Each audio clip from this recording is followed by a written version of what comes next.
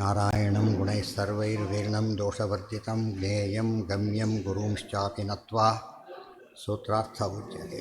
ದೇವಂ ನಾರಾಯಣಂ ನತ್ವಾ ಸರ್ವದೋಷವಿವರ್ಜಿತಂ ಪರಿಪೂರ್ಣಂ ಗುರುಂಶ್ಚಾನ್ವಿತಾರ್ಥಂ ವಕ್ಷ್ಯಾಮಿ ದೇಶತಃ.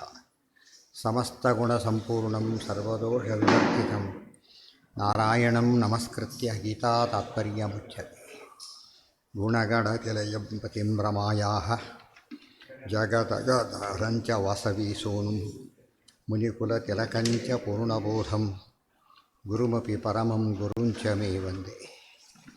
ಲಕ್ಷ್ಮೀನಾರಾಯಣಂ ನತ್ವಾ ಪೂರ್ಣಬೋಧಾದಿಕಾನ್ ಗುರೂನ್ ಕುರ್ಮ ಶ್ರೀಕೃಷ್ಣಗೀತಾಯಾಃ ಭಾಷ್ಯಾದ್ಯುಕ್ತಾರ್ಥಸಂಗ್ರಹ. ಗೀತಾ ತಾತ್ಪರ್ಯ ಅದರಲ್ಲಿ ಸ್ವಲ್ಪ ಆಗಿತ್ತು. ಲೋಕವತ್ತು ನೀಲಾಕೈವಲ್ಯಂ ಇತ್ಯಾದೇಹೇ ನಾಸ್ಯ ಅಸ್ವಾಭಾವಿಕಂ ಕರ್ತೃತ್ವಂ ಅಕರ್ತೃತ್ವಂ. ಪರಮಾತ್ಮನಿಗೆ ಅಸ್ವಾಭಾವಿಕವಾದ ಕರ್ತೃತ್ವ ಇಲ್ಲ. ಸ್ವಾಭಾವಿಕವಾಗಿ ಏನಾಗಿದ್ದಾನೆ ಪರಮಾತ್ಮ, ಸ್ವಾತಂತ್ರ್ಯಾದಿಗಳನ್ನು ಹೊಂದಿದ್ದಾನೆ. ಜೀವ ಹಾಗಿಲ್ಲ. ವಿಪರೀತ ಪ್ರಮಾಣ ಅಭಾವಾಚ್ಯ, ಇದಕ್ಕೆ ವಿರುದ್ಧ ಪ್ರಮಾಣಗಳು ಇಲ್ಲ, ಅದು ಒಂದು ಕಾರಣ. ಅನಿರ್ವಾಚ್ಯ ನಿರಾಸಾದೇವಚ ನಿರಸ್ತೋಯಂ ಪಕ್ಷ ಯಾಕೆ ಹೇಳಿದ್ರು? ಇಲ್ಲ ಅನಿರ್ವಚನೀಯ ಅಂತ ಒಂದಿದೆಯಲ್ಲ, ಸತ್ತು ಅಸತ್ತು ಎರಡು ಬಿಟ್ಟು ಇನ್ನೊಂದಿರುತ್ತೆ ಸಾಧ್ಯ ಇದೆ ಅಂತ ಕೇಳಿದರೆ ಅದಲ್ಲ. ಯಾಕೆ ಅನಿರ್ವಚನೀಯ ನಿರಾಸಾದೇವಚ ನಿರಸ್ತೋ ಅಯಂ ಪಕ್ಷ ಹೇಳ್ತಕ್ಕಂಥ ಇನ್ನೊಂದು ಪಕ್ಷ, ಸತ್ ಮತ್ತು ಅಸತ್ತುಗಳಿಂದ ಭಿನ್ನವಾದ ಪಕ್ಷ ಇನ್ನೊಂದಿಲ್ಲ. ಅದಕ್ಕೆ ನಚ ಸರ್ವವಿಶೇಷರಾಹಿತ್ಯವಾದಿನಾಂ ಶೂನ್ಯವಾದಾತ್ ಕಶ್ಚಿದ್ವಿಶೇಷ. ಹಾಗಿದ್ದರೆ ಪರಮಾತ್ಮನ ಯಾವ ವಿಶೇಷನೂ ಇಲ್ಲ, ಅವನು ನಿರ್ಗುಣ ಅಂತ ಹೇಳೋದಾದರೆ ನಿಮ್ಮ ಶೂನ್ಯವಾದ ಆಯಿತು ನಿಮ್ಮದು. ಯಾಕೆ ಬೌದ್ಧ ಹೇಳ್ತಕ್ಕಂಥ ಶೂನ್ಯಕ್ಕೂ ಹೇಳ್ತಕ್ಕ ಬ್ರಹ್ಮನಿಗೆ ವ್ಯತ್ಯಾಸವೇ ಇಲ್ಲ. ಅದಕ್ಕೇ ಶೂನ್ಯ ಮೊದಲೇ ಅಧ್ಯಾಯದಲ್ಲೇ ಹೇಳಿದರು ಮಧ್ವಜೀದೊಳಗೆ. ಶೂನ್ಯದನ್ನು ಸಬ್ಸ್ಟಿಟ್ಯೂಟ್ ಮಾಡಿದ್ದಾರೆ ಯಾವುದರಿಂದ? ಬ್ರಹ್ಮ ಶಬ್ದದಿಂದ. ಹೆಸರು ಬ್ರಹ್ಮ, ಹೆಸರು ಶೂನ್ಯನೇ ಹೊರತು ವ್ಯತ್ಯಾಸ, ಕಾನ್ಸೆಪ್ಟಲ್ಲಿ ವ್ಯತ್ಯಾಸ ಇಲ್ಲ. ನೇಮ್ ಸೇಕ್ ಚೇಂಜ್ ಆಯಿತೆ ಹೊರತು ಬೇರೆ ಇಲ್ಲ. ಆದ್ದರಿಂದ ಅದನ್ನು ಒಪ್ಪಲಿಕ್ಕಾಗೋದಿಲ್ಲ ಅಂಥೇಳಿ. ಇಲ್ಲ ಬ್ರಹ್ಮ ಅಂತ ಕರೆದಿದ್ದೀವಲ್ಲ ಅಂತ ಕೇಳಿದರೆ, ಕರೆದಿದ್ದೀರಿ. ಸರ್ವವಿಶೇಷರಹಿತ ಅಂತ ನೀವು ಬ್ರಹ್ಮನಿಗೆ ಹೇಳಿದಿರಿ, ಅವ್ರು ಶೂನ್ಯಕ್ಕೆ ಅದನ್ನೇ ಹೇಳಿದರು. ಸರ್ವವಿಶೇಷರಹಿತತ್ವ ಎಂಬುದು ಶೂನ್ಯವಾದರೆ ನಿಮ್ಮದು ಬ್ರಹ್ಮ ಆಗಿದೆ ಅಷ್ಟೇ ಹೊರತು ಹೆಸರು ಬದಲಾವಣೆ ಆಯಿತೆ ಹೊರತು ಕಾನ್ಸೆಪ್ಟ್ ಬದಲಾವಣೆ ಆಗಿಲ್ಲ. ದೇರ್ಫೋರ್ ನೀವು ಪ್ರಚ್ಛನ್ನ ಬೌದ್ಧೋಯ ಮತಃ ಪ್ರಸಿದ್ಧ ಅಂತ ಹೇಳಿದ್ದಾರೆ. ವಾಚ್ಯತ್ವ ಲಕ್ಷ್ಯತ್ವ ಅಸ್ತಿತ್ವಾದೀನಾಮಪಿ ವಿಶೇಷತ್ವಾತ್. ಇಲ್ಲ ಬ್ರಹ್ಮ ಶಬ್ದದಿಂದ ವಾಚ್ಯನಾಗಿದ್ದಾನೆ ಅಂತ ಹೇಳಿದರೆ ಹೇಳಾಗಿಲ್ಲ ಅವರು. ಅವಾಚ್ಯ, ಲಕ್ಷ್ಯನೂ ಆಗೋದಿಲ್ಲ. ವಾಚ್ಯನಾಗದೇ ಇದ್ದವನು ಏನಾಗೋದಿಲ್ಲ, ಲಕ್ಷ್ಯನೂ ಆಗೋದಿಲ್ಲ. ಆಮೇಲೆ ಅಸ್ತಿತ್ವ ಎಂಬುದು ಕೂಡ ಗುಣ ಆಗೋದ್ರಿಂದ ಅದನ್ನು ಒಪ್ಪಕ್ಕೂ ಬರೋ. ಅಸ್ತಿತ್ವ ಇದೆಯೋ ಹೋಗಲಿ, ಎಲ್ಲ ಬೇಡಪ್ಪ, ಅಸ್ತಿತ್ವ ಇದೆಯಲ್ಲೋ ಹೋಗಲಿ. ಇದೆ ಅಂದರೆ ಮತ್ತೇನಾಯಿತು? ಸತ್ತಾಯಿತು. ಸಸದ್ವಿಲಕ್ಷಣ ಆಗಲಿಲ್ಲ ಮತ್ತು ಸರ್ವ ನಿರ್ವಿಶೇಷ ಅಂತ ಆಗಲಿಲ್ಲ. ವಿಶೇಷತ್ವ ಅನ್ಯಥಾ ಅಸ್ತಿ ಬ್ರಹ್ಮ ಇತ್ಯಾದೀನಾಂ ಶಬ್ದಾನಾಮಪಿ ಪರ್ಯಾಯತ್ವಾದಯೋ ದೋಷಾಃ. ಅಸ್ತಿ ಬ್ರಹ್ಮ ಅಂತೇಳಿ ಹೇಳಿದೆ ಹೌದಲ್ಲೋ, ಅಲ್ಲಿ ಎರಡು ಬಂತು ಮತ್ತೆ. ಈಗ ಅಸ್ತಿ ಈಜಿಕೊಟ್ಟು ಅಸ್ತಿನ, ಬ್ರಹ್ಮ ಈಜಿಕೊಟ್ಟು ಬ್ರಹ್ಮನ ಅಂತ ಹೇಳಿದರೆ ಪುನರುಕ್ತಿ, ಏನು ಪ್ರಯೋಜನ ಇಲ್ಲ ಅದರಿಂದ. ಆದ್ದರಿಂದ ಪರ್ಯಾಯತ್ವಾದಯೋ ದೋಷಾಃ, ಅನೇಕ ದೋಷಗಳು ಬರ್ತಾ ಇವೆ. ಆಚಾರ್ಯರು ಈ ಕಾನ್ಸೆಪ್ಟನ್ನು ಅನೇಕ ಕಡೆ ಖಂಡನೆ ಮಾಡ್ತಾರೆ. ಮೇಲ್ನೋಟಕ್ಕೆ ರಿಪಿಟೇಷನ್ ಕಂಡಾಗ ಕಾಣುತ್ತೆ, ರಿಪಿಟೇಷನ್ ಅಲ್ಲ. ಪ್ರತಿ ಸತ್ಯನೂ ಏನು ಹೇಳ್ತಾರೆ? ಹೊಸ ಒಂದು ದೃಷ್ಟಿಕೋನದಿಂದ ನಿರಾಸವನ್ನು ಮಾಡ್ತಾರೆ. ಅಸ್ತಿತ್ವ ವಿಷಯ, ಅಸ್ತಿತ್ವ ಸತ್ವ ಆಯ್ತದು. ಮತ್ತು ನಿರ್ವಿಶೇಷ ಹೇಗಾಗ್ತಾನೆ? ಅದಿಲ್ಲ, ಅಸತ್ತಾಗ್ತಾನೆ. ಆಗಿದ್ದರೆ ಇನ್ನೊಂದು ಒಪ್ಪಿದರೆ ಜಗತ್ ಸದ್ವಿಲಕ್ಷಣ ಅದಾಗುತ್ತೆ. ಒಟ್ಟಿನ ಮೇಲೆ ಏನು ಸಮಸ್ಯೆ ಬಂತು ನಿಮಗೆ? ಅವರ ಶೂನ್ಯಕ್ಕೂ ನಿಮ್ಮ ಬ್ರಹ್ಮಕ್ಕೂ ವ್ಯತ್ಯಾಸ ಏನೂ ಇಲ್ಲ. ಅದರಿಂದಾಗಿಯೇ ನಿಮ್ಮದು ಬೌದ್ಧ ಮತ ಆಯಿತು. ಆಗಲಿ ಅನ್ನಾಗಿಲ್ಲ. ಯಾಕೆ? ಅವರು ಖಂಡನೆ ಮಾಡಿರೋದ್ರೆ ನಿಮ್ಮ ಖಂಡನೆ ಆಯ್ತು. ಅದರಿಂದ ಸೌವ್ಯಾಹತಿ ಆಗುತ್ತಾಗ. ಯಾವುದನ್ನು ಖಂಡನೆ ಮಾಡಿದ್ದಾರೋ ಅದನ್ನೇ ಒಪ್ಪಿದರೆ ಕಾಂಟ್ರಡಿಕ್ಷನ್ ಅದು. ಅನ್ಯಥಾ ಅಸ್ತಿ ಬ್ರಹ್ಮ ಇತ್ಯಾದೀನಾಂ ಶಬ್ದಾನಾಮಪಿ ಪರ್ಯಾಯತ್ವಾದಯೋ ದೋಷಾಃ. ವ್ಯಾವೃತ್ಯ ವಿಶೇಷಶ್ಚ ವ್ಯಾವೃತ್ತ ವಿಶೇಷ ನಿಬಂಧನ ಏವ. ವ್ಯಾವೃತ್ಯ ವಿಶೇಷಶ್ಚ ವ್ಯಾವೃತ್ತ ವಿಶೇಷ ನಿಬಂಧನ ಏವ. ಅಲ್ಲಿ ಸ್ವಾರಸ್ಯ ಇದೆ ಪದಕ್ಕದು, ಸರಿಯಾಗಿ ಅರ್ಥ ಮಾಡ್ಕೋಬೇಕು. ನೋಡಿ, ಬ್ರಹ್ಮನಿಗೇನು ಹೇಳ್ತೇವಲ್ಲ, ಆಯ್ತು ಅವೆಲ್ಲ ಇಲ್ಲ ಒಪ್ಪೋಣ. ಆದರೆ ಅದಕ್ಕೊಂದು ವ್ಯಾವರ್ತಕವಾದ ಏನಾರು ಇದೆಯಾ? ವ್ಯಾವರ್ತಕ ಅಂದ್ರೇನು? ಪ್ರತ್ಯೇಕಿಸಿ ಮಾಡಿ ತೋರಿಸ್ತಕ್ಕಂಥ ಪದಾರ್ಥ ಇದು. ಅದು ವ್ಯಾವರ್ತ್ಯ ವಿಶೇಷ, ವ್ಯಾವೃತ್ತ ವಿಶೇಷ. ವ್ಯಾವರ್ತ್ಯ, ವ್ಯಾವೃತ್ತ ಯಾವುದು? ಡಿಫರೆನ್ಷಿಯೇಟ್ ಮಾಡಲ್ಪಟ್ಟಿದ್ದು ಬ್ರಹ್ಮ. ವ್ಯಾವರ್ತ್ಯಗಳೆಲ್ಲ ಉಳಿದ ಪದಾರ್ಥಗಳು. ಅವೆರಡಕ್ಕೂ ವ್ಯತ್ಯಾಸ ಇದೆಯಾ? ಹೋಗಲಿ. ಆ ವ್ಯತ್ಯಾಸ ಅದೊಂದು ವಿಶೇಷ ಆಯಿತು. ಮತ್ತೆ ಅದಕ್ಕೆ ಹೇಳ್ತಾರೆ ವಿಶೇಷ ನಿಬಂಧನ ಏವ. ಇನ್ನೊಂದು ಪದಾರ್ಥ ಇಲ್ಲ, ವ್ಯಾವೃತ್ತಿ ಮಾಡೋಂಗಿಲ್ಲ. ವ್ಯಾವೃತ್ತಿ ಮಾಡ್ಲಿಕ್ಕೆ ಹೊರಟ್ರೆ ಪ್ರಯತ್ನನೇ ಏನು ಮಾಡುತ್ತೆ ನಿಮ್ಮನ್ನು? ಅದು ಸವಿಶೇಷ ಮಾಡೋದ್ರಿಂದ ನಿರ್ಗುಣ ಬ್ರಹ್ಮತ್ವ ಹೋಯ್ತು. ಅನ್ಯಥಾ ವೈಯರ್ಥ್ಯಮೇವ ಸ್ಯಾತ್ ನ ಚ ಸರ್ವಶಬ್ದವಾಚ್ಯಸ್ಯ ಲಕ್ಷ್ಯತ್ವಂ ನ ಚ ಸರ್ವಶಬ್ದವಾಚ್ಯಸ್ಯ ಲಕ್ಷ್ಯತ್ವಂ. ಸರ್ವಶಬ್ದ ಅವಾಚ್ಯಸ್ಯ, ಯಾವ ಶಬ್ದನೂ ವಾಚ್ಯನಲ್ಲ. ನೋಡಿ, ನಾವು ಹೇಳಿದ್ದು ಲಕ್ಷ್ಯ ಅಲ್ಲ ಅಂತ ಹೇಳಲಿಲ್ಲ, ವಾಚ್ಯ ಅಲ್ಲ ಅಂತ ಹೇಳಿದ್ವಿ ಅಷ್ಟೇ. ಅವ್ರು ಏನು ಹೇಳ್ತಾರೆ? ಶೂನ್ಯನೇ ಏನೂ ಅಲ್ಲ ಅಂತ ಹೇಳ್ತಾರೆ. ಹಾಗೆ ಹೇಳೋದಿಲ್ಲ. ಬ್ರಹ್ಮಶಬ್ದದಿಂದ ಬ್ರಹ್ಮ ವಾಚ್ಯನಲ್ಲ, ಲಕ್ಷ್ಯ ಅಂತ ಹೇಳ್ತೀವಿ ಅಂದರೆ ಅದಕ್ಕೆ ಹೇಳ್ತಾರೆ ಸರ್ವಶಬ್ದ ಅವಾಚ್ಯಸ್ಯ ಲಕ್ಷ್ಯತ್ವಂನ. ಯಾವ ಶಬ್ದದಿಂದನೂ ಕೂಡ ವಾಚ್ಯವಾಗದೇ ಹೋದರೆ ಅದೇನಾಗಲಿಕ್ಕೆ ಸಾಧ್ಯ ಇಲ್ಲ, ಲಕ್ಷ್ಯ ಆಗಲಿಕ್ಕೂ ಸಾಧ್ಯ ಇಲ್ಲ. ಗಂಗಾಯಾಮ್ ಘೋಷ ಅನ್ನೋ ವಾಕ್ಯದೊಳಗೆ ಗಂಗಾ ಪದದಿಂದ ಗಂಗಾ ವಾಚ್ಯ ಅಲ್ಲ. ಏನದು? ಆ್ಯಕ್ಚುಲಿ ವಾಚ್ಯ ಯಾವುದು ಅಲ್ಲಿ? ಗಂಗಾ ಪ್ರವಾಹನೇ. ಲಕ್ಷ್ಯ ಯಾವುದು? ತೀರ. ಆದರೆ ತೀರ ಶಬ್ದದಿಂದ ಗಂಗಾ ವಾಚ್ಯವಾಗಿದೆಯೋ ಇಲ್ಲದು? ತೀರ ಶಬ್ದದಿಂದ ವಾಚ್ಯವಾಯಿತು, ಗಂಗಾ ಶಬ್ದ ಲಕ್ಷ್ಯವಾಯಿತು. ಆದರೆ ಇದು ವಾಚ್ಯನೇ ಆಗದೆ ಹೋದ ಲಕ್ಷ್ಯ ಹೇಗಾಗುತ್ತೆ ಈ ಮಧ್ಯೆ? ಗೊತ್ತಾಯ್ತಾ? ಬೇಸಿಕಲಿ ಏನಿರಬೇಕಲ್ಲಿ? ವಾಚ್ಯತ್ವ ಇಲ್ಲದೆ ಹೋದರೆ ಲಕ್ಷ್ಯತ್ವ ಬರೋದಿಲ್ಲ. ಇವೆಲ್ಲ ಅವ್ರು ಸಿಕ್ಕಾಪಟ್ಟೆ ದೊಡ್ಡ ಅಟ್ಯಾಕ್ ಆಯಿತು ಅವ್ರ ಮೇಲೆ. ಅದಕ್ಕೆ ಇವರು ಭಾರಿ ಬಗ್ಗೆ ದ್ವೇಷ ಕಟ್ಟಿಕೊಂಡ್ರು. ಸರ್ವಶಬ್ದ ಅವಾಚ್ಯಸ್ಯ. ಈಗ ತುಂಬ ಜನ ಒಪ್ಕೊಂಡ್ಬಿಟ್ರು ಅದನ್ನು. ಹೌದಲ್ಲ, ವಾಚ್ಯನ ಪರವಾಗಿಲ್ಲ, ಲಕ್ಷ್ಯ ಆದರೆ ಸಾಕಲ್ಲ ಅಂತ ತಿಳ್ಕೊಂಡ್ರು. ಆದರೆ ಬೇಸಿಕ್ ಪ್ರಾಬ್ಲಮ್ ಇರೋದಲ್ಲಿ ಗೊತ್ತಿರಬೇಕು. ಮೊದಲು ವಾಚ್ಯ ಯಾವುದಾಗೋದಿಲ್ಲ, ಲಕ್ಷ್ಯನೂ ಆಗೋದಿಲ್ಲ. ಭಾಷೆದಲ್ಲಿ ಹೇಳ್ತಾರೆ ಸರ್ವಶಬ್ದಾವಾಚ್ಯಸ್ಯ ಲಕ್ಷಣ ಅನುಪಪತ್ತೇ. ಲಕ್ಷಣ ಹೇಳೋದಕ್ಕೆ ಬರೋದಿಲ್ಲ. ಅದರಿಂದ ಯಾವುದರಿಂದನೂ ಯಾವುದರ ವಾಚ್ಯನಾಗಬೇಕದು. ವಾಚ್ಯವಾಗದೆ ಹೋದರೆ ಎಂದೂ ಲಕ್ಷ್ಯವಾಗೋದಿಲ್ಲ. ಇವೆಲ್ಲ ಬೇಸಿಕಲಿ ಬೇಸಿಕ್ ಪ್ರಿನ್ಸಿಪಲ್ಸ್ ಇವು. ಇದನ್ನು ಎಲ್ಲ ವಾದಿಗಳು ಒಪ್ಪಬೇಕು. ಅದನ್ನು ಒಪ್ಪದೆ ಹೋದರೆ ವಾದಿಗಳೇ ಅಲ್ಲ, ಒಪ್ಪಿದ ಮೇಲೆ ಈ ವಾದಿಗಳಲ್ಲ. ಈ ಸಮಸ್ಯೆ ಬರುತ್ತೆ. ಸರ್ವಪ್ರಮಾಣ ನ ಚ ಸರ್ವಪ್ರಮಾಣ ಅಗೋಚರಂ ಅಸ್ತಿ ಇತ್ಯತ್ರ ಕಿಂಚಿನ್ಮಾನಂ. ಯಾವ ಪ್ರಮಾಣಕ್ಕೂ ಸಿಗದೇ ಇರತಕ್ಕಂಥ ವಸ್ತು ಇದೆ ಅಂತ ಹೇಳೋದಕ್ಕೆ ಹೊರಟ್ರೆ ಯಾವ ಪ್ರಮಾಣವೂ ಇಲ್ಲ. ಸರ್ವಪ್ರಮಾಣ ಅಗೋಚರಂ ಅಸ್ತಿ. ಅದು ಪ್ರತ್ಯಕ್ಷ ಗೋಚರ ಅಲ್ಲ, ಸರಿ. ಅನುಮಾನ ಗೋಚರವೂ ಅಲ್ಲ, ಸರಿ. ಆಗಮಗೋಚರ ಹೋದವಲ್ಲೋ? ಆಗಮಗೋಚರ ಅಲ್ಲ ಅಂದರೆ ವೇದ ಪ್ರಮಾಣ ಒಪ್ಪೇನು ಉಪಯೋಗ? ಅದರಿಂದ ವೇದಗಳಿಂದ ಯಾತಕ್ಕೆ ಒಪ್ಪಿರೋದು? ನಾವೀಗ ರೂಪನೇ ಕಾಣಿಸ್ತಾ ಇಲ್ಲ, ಕಣ್ಣಿದ್ದೇನು ಉಪಯೋಗ? ಅದರಿಂದ ಕಣ್ಣಿನ ಪರ್ಪಸ್ ಏನು? ರೂಪಜ್ಞಾನ. ಶಬ್ದನ ಕಿವಿ ಫಸ್ಟ್ ಕ್ಲಾಸ್ ಆಗಿದೆ, ಶಬ್ದ ಕೇಳೋದಿಲ್ಲ ಅಂತ ಹೇಳಿದೆ. ಏನರ್ಥ ಅದಕ್ಕೆ? ಕಿವಿದು ಉಪಯೋಗ ಇಲ್ಲ ಅದರಿಂದ. ಸೊ ಆಗಮದ ಮೇನ್ ಪ್ರಸಂಗ ಆ ಸಮ್ಯಕ್ ಗಮಯತಿ, ಸರಿಯಾಗಿ ದೇವರನ್ನು ತಿಳಿಸ್ಕೊಡೋದಕ್ಕೆ ಆಗಮ ಅಂತ ಅದಕ್ಕೆ ಹೆಸರು. ನೀವು ಬ್ರಹ್ಮನಿಗೆ ವಾಚ್ಯತ್ವನೇ ಇಲ್ಲದೆ ಹೋದ್ಮೇಲೆ ಆಗಮ ತೊಗೊಂಡು ಏನು ಮಾಡ್ತೀಯ? ಸೊ ಆಗಮನ ಪ್ರಮಾಣವೂ ಇಲ್ಲ, ಪ್ರತ್ಯಕ್ಷ ಇಲ್ಲ, ಅನುಮಾನ ಇಲ್ಲ. ಅದು ಹಾಗೆ ಪ್ರಮಾಣ ಇಲ್ಲದ್ದು ಅಂತಾಯಿತು. ಪ್ರಮಾಣ ಇಲ್ಲ ಅಂದಮೇಲೆ ಏನರ್ಥ ಅದಕ್ಕೆ? ಸುಳ್ಳು ಅಂತ. ಪ್ರಮೇಯ ಆಗಲಿಕ್ಕೆ ಏನಿರಬೇಕದು? ಪ್ರಮಾಣ ಇರಲೇಬೇಕು. ಆದ್ದರಿಂದ ಸರ್ವ ಪ್ರಮಾಣ ಅಗೋಚರಂ ಅಸ್ತಿ. ಯಾವ ಪ್ರಮಾಣಕ್ಕೂ ನಿಲ್ಲದೇ ಇರತಕ್ಕಂಥ ಒಂದು ಪದಾರ್ಥ ಇದೆ ಅಂತ ಹೇಳೋದಕ್ಕೆ ಯಾವ ಪ್ರಮಾಣವೂ ಇಲ್ಲ. ನ ಕಿಂಚಿನ್ಮಾನಂ ನಾಸ್ತಿತ್ವಂತೂ ಸಪ್ತಮರಸಾದಿವತ್ ಅದರ್ಶನಾತ್ ಸಿದ್ಧ್ಯತಿ. ನಾಸ್ತಿತ್ವಂತೂ ಅದಿಲ್ಲ ಅಂತ ಹೇಗೆ ಹೇಳ್ತೀರಿ ನಮ್ಮದು ಅಂತ ಕೇಳಿದರೆ ಸಿಂಪಲ್. ನಾಸ್ತಿತ್ವ. ಯಾವ ನಾಸ್ತಿತ್ವ? ನಿಮ್ಮ ಬ್ರಹ್ಮನಿಗೆ ಅಸ್ತಿತ್ವನೇ ಇಲ್ಲ ಅನ್ನೋದಕ್ಕೆ ಏನು ಪ್ರಮಾಣ? ನೀನಂತೂ ಪ್ರಮಾಣ ಕೊಡಲಿಲ್ಲ. ಈ ಪ್ರಮಾಣ ಕೊಡೋ ತೋರ್ಸಷ್ಟೇ ಏನಾಗುತ್ತೆ? ಅದು ವಾಚ್ಯತ್ವ ಬಂದುಬಿಡುತ್ತೆ. ಅದಕ್ಕೆ ಕೊಡಾಗಿಲ್ಲ ನೀನು. ಆದ್ದರಿಂದ ನಾವೇನು ಆಯಿತು ಬಿಡಿ, ಬ್ರಹ್ಮ ಇಲ್ಲ ಅಂತ ಹೇಳಿ ಏನು ಪ್ರಮಾಣ ಕೊಡ್ತೀರಿ ಅಂದ. ಅದಕ್ಕೆ ಹೇಳ್ತಾರೆ ನಾಸ್ತಿತ್ವಂಚ ಸಪ್ತಮ ರಸಾದಿವತ್ ಅದರ್ಶನಾತ್ ಸಿದ್ಧ್ಯತಿ. ಅದರ್ಶನ ಎಲ್ಲೂ ಕಾಣದೇ ಇರತಕ್ಕಂಥ ವಸ್ತು ಏನದು? ಇಲ್ಲ ಅಂತ. ಎಲ್ಲೂ ಕಾಣದೇ ಇರೋದಂದರೆ ಯಾವ ಪ್ರಮಾಣಗಳಿಗೂ ಗೋಚರಿಸದೇ ಇರತಕ್ಕಂಥ ವಸ್ತು ಏನಂತ ಕರೀತಾರೆ? ಶಶಿವಿಷಾಣ ಅಸತ್ಯ. ಅದಕ್ಕೆ ಹೋಗಲಿ. ಈಗ ಯಾವ ಪ್ರಮಾಣ ಹೇಳೋದಿಲ್ಲ. ಶಶಿವಿಷಾಣ ಮತ್ತು ಬ್ರಹ್ಮ ಏನು ವ್ಯತ್ಯಾಸ ಇದೆ ಹಾಗಿದ್ದರೆ? ಶಶಿವಿಷಾಣನೂ ಸರ್ವಪ್ರಮಾಣ ಅವೇದ್ಯ, ಬ್ರಹ್ಮನೂ ಸರ್ವಪ್ರಮಾಣ ಅವೇದ್ಯ. ಅಂದಮೇಲೆ ಎರಡು ಒಂದೇ ಆಯಿತು. ಅದು ಶೂನ್ಯ. ಸೊ ಶೂನ್ಯ, ಅಸತ್ತು ಮತ್ತು ಸಸದ್ವಿಲಕ್ಷಣ. ನಿಮ್ಮ ಬ್ರಹ್ಮ ಎಲ್ಲ ಒಂದೇ ಆಗಿದ್ದರಿಂದ ಏನು ವ್ಯತ್ಯಾಸ ಕಾಣಲೇ ಇಲ್ಲ. ನಾಮಾನಂ ಸಿದ್ಧ್ಯತಿ ಸ್ವಪ್ರಕಾಶತ್ವಂನ ಚ ನ ಅಮಾನಂ ಸಿದ್ಧ್ಯತಿ. ನೋಡಿ, ಬ್ರಹ್ಮ ಸ್ವಪ್ರಕಾಶ, ಬ್ರಹ್ಮ ಸ್ವಪ್ರಕಾಶ. ಮತ್ತು ಆಗಮ ತೊಗೊಂಡು ಯಾವ ಆಗ್ಬಿಡಿ, ಬೇರೆ ಪ್ರಮಾಣ ತೊಗೊಂಡು ಏನು ಮಾಡಬೇಕೀಗ? ಅದು ಹೇಗೆ ಗೊತ್ತಾ, ಒಂದು ಆಧಾರನೂ ಇದು ನನ್ನ ಮನೆ ನಂದು ಅಂತ ಹೇಳಿದೆ, ಒಂದು ಪ್ರಮಾಣನೂ ಕೊಡ್ತಾ ಇಲ್ಲ. ಏನಂತಾರೆ ಅದಕ್ಕೆ? ಸುಳ್ಳದು.